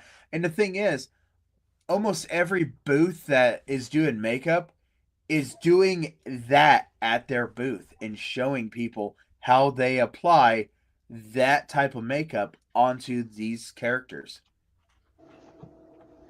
Okay. See, what we do, and some of them, depending on the star of the panel, we've had ones where it costs extra to get in, but if you buy a photo op with this person, you get to go to their panel as well. But the thing that drives us crazy at Terrificon as press is that all day long, there are 2 panel rooms, the big one and the slightly smaller one, fortunately right next to our booth. And there's a panel going on every hour. There's a new panel going on in each room. So we have to have people ready with cameras. 2 people are always going to be sitting in a panel room, getting a panel filmed as long as we can get there. Then you have to have somebody at the booth, and then you have going around and doing the interviews. And then there's also, trying to enjoy yourself and have time. So you need to have for something like Terrificon, which is said is about 20,000 people, it's best if you can have at least 6 people just on duty, because you have somebody who's like, hey, I'm in the middle of filming this panel and I'm doing 2 or 3 in a row, and I need a new battery and I need an SD card. So somebody come in here and bring me those, and they have to make sure that you know how the equipment works, and that like, okay, you need the battery for camera A and an SD card for camera A. Run those in, run them out, do everything. People are on the floor checking stuff out. Somebody's manning the booth, but there have to be 2 people manning the booth, because one of the people manning the booth is the person who also runs everything to the people who need the camera and tech help. And phones, like was being said, keep them charged. That group who charges at your cons, that is fucking genius. Because if we don't have people answering their phones when we're doing stuff, we're screwed. We fuck something up and we're done. It's just, well, I mean, we're not done, but it's like, miss that panel. That was a big one. Because like I said, unless it's very specific people, they're all free. So, and there's always, and they range from like, 5 decades in comics, like Chris Claremont or something like that. What it's like doing things now and what it was like doing things back then, to just basic comic book art things and stuff like that. There will be some pop culture ones, like I did a panel with, or I filmed a panel with the guitar player from Primus, or not Primus. Maybe it was Primus. I can't remember. That's terrible of me. I don't remember what it was. There was a heavy metal guitarist that like I went to the panel for, and Michael Rooker, which the less said about him is the better. As far as like his panel was Michael Rooker. Do you know you know who I'm talking about, right? I might. I think he's a Walking Dead guy. He was, if you watch Guardians of the Galaxy, he was the guy in blue that whistled. Oh, yeah, okay, yeah. But he's also I kept on thinking the name sounded familiar, but I was like, why the heck do I know this? And then all of a sudden you said, yeah, I know exactly who it is. Yeah, so I had no idea. I went in to film his panel, and he moves and does not stop moving. Like, I'm set up front, I've got the camera, everything is set up so that the table is centered, ready to go. And he is running up and down the aisles, across through the chairs, and there's this other guy with one of those cameras that's on a handlebars that it steadies itself as you go, kind of thing, that's just running after him. And the man who's doing this is like 6 foot tall, 400 pounds. So I'm like trying to turn my camera and just catch him, and it's like, and I get to see this guy's back through the whole panel because he's standing right between me and Michael Rooker the entire time. So that it gets crazy. So we don't have panels. What we have are seminars. Okay. That is the things that everybody's like trying to get into this person's seminar, that person's seminar, this and that, which is great to have, And if you're one of the guests that got a free booth to go, usually you guys have to find some person to do a seminar. And it's like, okay, well, this and that. OHA, that I was part of last year, they had a person doing seminar on home haunting, because Transworld is more of the industry. Midwest Haunters Convention, East Coast Haunters Convention is more of the people that are haunters and home haunters. And you still have all these great seminars, but I mean, you have, like, I'm just looking it up right now. They have a monster makeup war, and that's always very interesting to watch it, because they will actually have 2 people on a stage, and it could be more. And they are trying their hardest to make these people in the monsters as quickly as they can. So That's yeah, cool.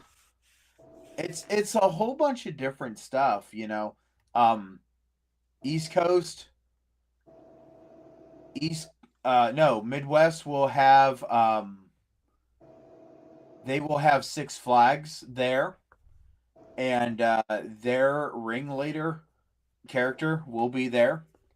I talked to him. Me and him had a nice conversation, and that's what these people want. They want to have a nice conversation. They want to explain to you why you should take a little time and actually come to see them during their shows, or why you should buy from them versus someone else. And everybody's playing the mystery game of seeing what is going to be the next thing. Last year was a whole bunch of pumpkins. I mean, pumpkins. This year, the pumpkins kind of wavered away to some more interesting things.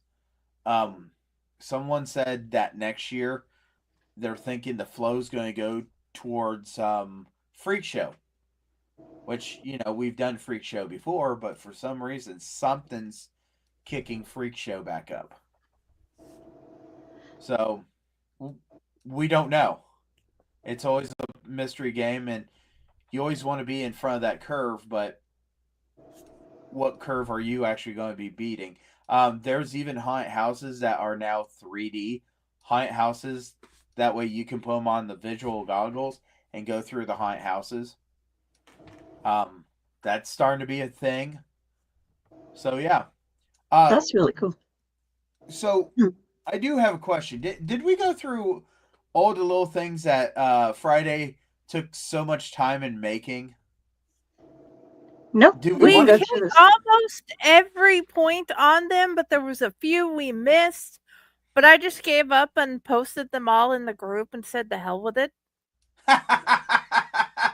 Well, I knew when we start doing this show, it was going to be one of those shows that we were going to kick around here, kick around there, and it is very interesting because there's a lot of stuff when you go to a convention, any type of convention, you need to think about. You need to think about what you're doing, how you're getting there, and don't ever go to a convention and say, I bought my ticket and I don't know what I'm getting into. Talk to people and figure out what kind of different stuff. Breakfast places. Oh my God. Keep talking. They can pause as they want. What? Oh, I think he had a moment there where the internet slowed down. Oh, great. What I'm going to say is, if you go to St. Louis, Missouri, there are two places that come highly recommended. And I was like, okay, well, we'll see what it is. Nope, you're absolutely right, gentlemen. When you say that this is worth it, and your whole convention is saying, hey, after this, are we going to go to Sugar Fire? Go to Sugar Fire. Good Lord, is that a good meal. And Snarky's for breakfast. Go to Snarky's and have breakfast sandwiches.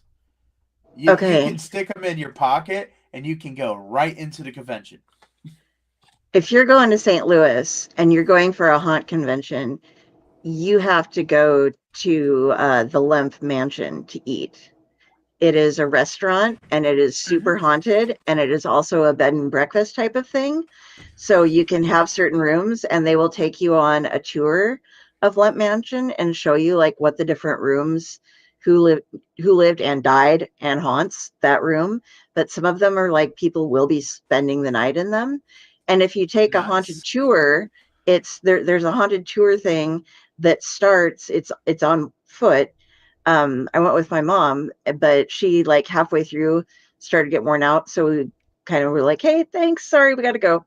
But because they were getting to where like they were crossing over the interstate on bridges and stuff, and it was getting a little far away in a not so nice looking neighborhood. But while we were still at La Mansion, it is cool as shit because you get to see these old rooms and stuff, and they do like I saw a Ghostbuster there. I saw a psychic person there. They have a room you can do like kind of like those mystery dinners, only it like they have murder mystery dinner type of things that they set in there. They have cosplayers that work for them that are doing it, but it's it's a really classy old like Victorian place to eat. So totally recommend that if you're going to be in St. Louis again. Great food, amazing atmosphere, and if you sneak around and look in all the different rooms, you're just going to be like, holy shit. And there is a major difference between St. Louis on the east side of the river and St. Louis, the Missouri side. Oh my gosh. This is the Missouri side. Oh my gosh, there's a major difference. Yeah, this is on the Missouri side. Nothing near better Cherokee than Park. nothing better than having prosthetics on your head, and then you start taking them off and still got the fake blood all over your head, and you go into a gas station and people are just looking at the camera going, and the guy's like, mama, shh, mama, shh. And it's like, thanks guys. And that's where I got some. If you guys ever travel with me, I want you to know right now, if there's a refrigerator, there will be milk in it. I don't care. I will pay to have milk in that refrigerator. And I drink milk at conventions. I drink milk at anytime I'm staying in a hotel more than one night. There is milk. I just, it makes me calm, makes me feel better. Very sketchy hotel that we stayed at, but sketchy is half the fun. I stayed at the Chase with my mom that was haunted, and I had two or three haunting things that happened there. Yeah. Well, yeah, like at one point it was 3 times.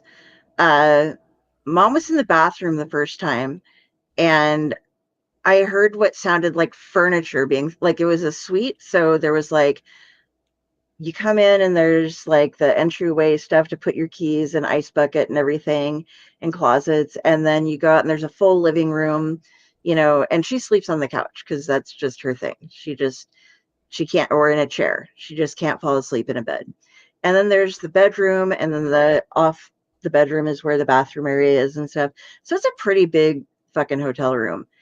And it sounded like somebody had picked up a table and flung it against the wall, and like it almost broke is how loud it was. And she'd gone into the bathroom, and I was like, I jumped up out of bed because I wasn't sleeping. I was just laying on the bed reading on my Kindle. And there was nothing there. And I ran, I'm like, maybe I misheard it. Maybe she fell in the bathroom, but that was, I'm like, hey, are you okay? And she's like, what's the fuck? Yeah, what's going on? I'm like, you didn't hear that? She's like, no. And I was like, okay. And so I told her, and she'd had weird shit happen when she was there before. Like one night she ate a dinner and sat at the table that was in her suite. And the next morning when she was getting up and cleaning things up, sitting in the chair that she had been in was some jewelry that was not hers, just like costume jewelry. But another time, on the same thing, that noise thing going on in that room happened to me 3 times. 2 of the times she was in there and she didn't hear it. But when you live in an apartment building, you get used to knowing which room something is coming from, whether it be upstairs, downstairs, across the hall, or in your apartment, and this had thicker walls in my apartment building. But 3 times I heard something get flung across the room. Every single time twice she was in there, and once she was in the other room, but she was awake and she didn't hear it any of the times. And I didn't want to wake her up the one time she was asleep, because if she slept through it, I didn't want to freak her out. But it's a cool place, man. There's a lot of haunted hotels, and that's the one that Drew and I stay at is too, but we haven't had really anything happen when we've been there. Yeah, Leo tells me, oh, you're staying at that one? It's haunted. And I was like, haunted hotels. Leo, every hotel in Norwich, Connecticut is haunted because you guys have been here for the longest that it's like been settled in America. There is no not haunted hotel here. We just have a more haunted one. Okay. Right. So, sorry, I totally derailed. No, you're fine. You're fine. We're notorious for doing that on this show as much as any other show we do. So at this time, I'm going to say, hey, what we're working on, and I think Friday said that she already got posted all the things that you guys can take a little time and actually look at, just from different people's perspectives, things to really think of it. And there may or may not be in the future a book that comes out that is almost like a Outlight's Hitchhiker's Guide to Conventions. We don't know. We're notorious for coming up with stuff and making things happen. So, what I'm going to say is, Del, it's been absolutely a pleasure finally getting you on this show. When you said, yeah, that's just not my show. Sorry. I get overwhelmed with a lot of doing too many shows in a week sometimes. And so. Yeah. If you ever get bored and you're wanting to just jump in and see how things are going, you're more than welcome to come. You know that. So Friday, you did get that stuff posted. Where was that posted at so people can find it? Guys, we have this wonderful Chainers Haunted Secrets group where I post pictures, I post links to the show, people talk. Please come have a conversation with us. Talk about haunting, see whatever news we can find and post in there. We want to hear about you as much as you want to hear from the show, and we definitely want to learn from you. Yeah. So, Del, since you're the last guest to be on here, where can people find you if they would like to talk to you or a drunken squirrel? Drunk as a skunk squirrel. You can find me at Carrie, Kari Sanders, on Facebook. If you see this, that is me judging you. And you found the right person. From there, all of my links are up, my Owlite stuff, my author stuff, my Splash Pages stuff. Drew, who was with us earlier tonight, is one of my other co-hosts over on Splash Pages. We do a show every Tuesday. Coming up this Tuesday, we have Tom Wen on. He joined us when we were supposed to have somebody on, and they kind of canceled the last minute. I told you Keith Champagne is one of my favorite people. He hopped on, and Dean hopped on, and Keith was like, we were like, God, it'd be funny if we could get Tom on. And he's like, oh, you want Tom? Because they're like besties. They hang out and do artwork with each other all the time. He's like, just a second. And he like cell phone calls him live on the air. And he's just like, hey, what are you doing? You're walking the dog? Yeah, when you get home, I'll send you a link. You're coming on a podcast, okay? Okay. And so wonderful people. But yeah, so it'll be technically his second appearance on Splash Pages, but really his first as far as promoting his stuff, because that just turned into a crazy show of what the fuck, but it was so much fun. It was like an Owlite show. We try to get structure going over on Splash Pages, and sometimes it works and sometimes it doesn't, but that one was definitely a clusterfuck of fun. So that's awesome. Yeah. So Friday, where can we find you, and can you explain how people can get a hold of us? That way they can possibly be on the show, because we like talking to everyone that's in the haunted house industry, don't we? Yes. Hi, Jar Jar, first and foremost. Hey, we love you, Jar Jar. Dude, Jar Jar. Okay. We want to talk to get him on the show. You can come find us in the Chainers Haunted Secrets group. Everyone is welcome there. Email us at chainershauntedSecrets@gmail.com. And then we can definitely get you on the group. We can get you on the show. And what was that haunting something? Hold on. Dude, this show is all about haunting. Well, that new Hollow, that Hollow. Are you talking about your guest next time? Yeah, haunting Hollow. Yeah, I do believe. Okay. Hello. Oh no, my brain was kind of frying that week. Yeah. Let's see if we can get the calendar to actually pay. Why does my calendar never work on this computer? Okay, my phone is at the other house. Whoever can get a hold of the calendar for Owlite, do me a favor. Okay. Look up next Wednesday. Okay, I'm looking it up right now. I don't see it on. I see it blank, but I might not be using the same one you are. Next week is the 18th, right? Yeah. Okay. Oh wait, that. Then that's James Engel. Yeah, it is James. Factory of Terror.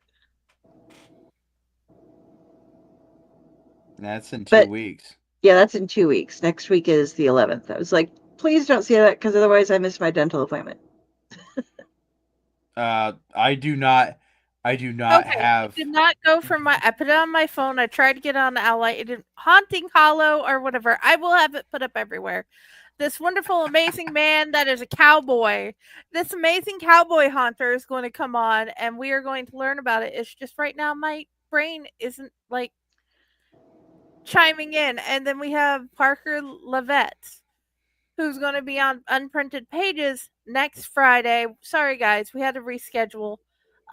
We are going to talk about his newest addition to the Lightning War saga. I like Parker. Yeah, Parker Levette is awesome. Spawn of a Storm. Guys, this book is great. I am enjoying it so far. I can't wait to share it with you guys. And that one is coming out the 1st of next month. So, we have that happening. And I don't know what's happening later yet on Unprinted Pages, but we will find all sorts of fun things to do on this channel. We always do. Either that or the Dorkening. So you can find. Yes. And get what? And get prepared because we're going to have, as soon as me and his schedule can work together a little bit, we're going to have a traveling haunter that goes from haunt to haunt. Okay. I can't. I thought you were gonna. Have another Adventures of Raz and Pyle episode of like going around and doing stuff. We need to get you guys like some bouncy theme music. Yes. That would be fun. So speaking of Raz, he did do the theme song of this show. So that literally he sang the theme song of this show. Oh, by the way, find me at Faycore. Find me at Owlite. Do not try to say Fay and Owl at the same time. Foul. Foul. Foul. You find me at Faycore. Find me at Owlite. Find me on the Dorkening. I am adorkable. Yes, you are.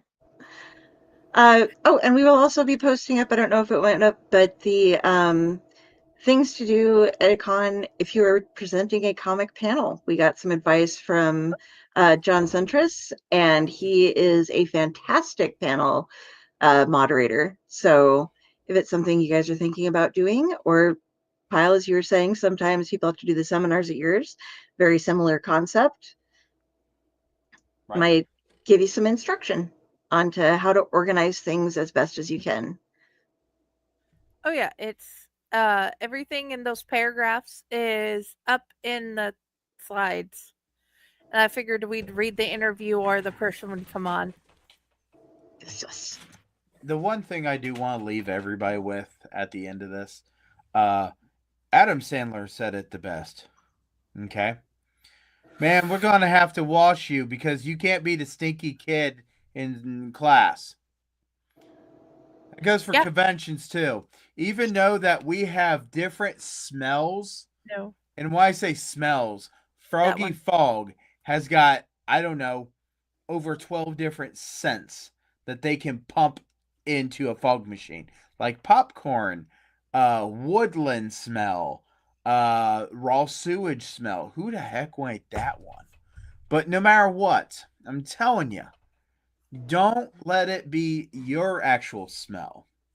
Because people will recognize you coming when they're facing a different direction. Yes. Don't be foul, Ron. So I hope everybody enjoyed this wonderful, very different episode of Chainer's Haunted Secrets. That was more of comic book geeking. And sorry, we take over.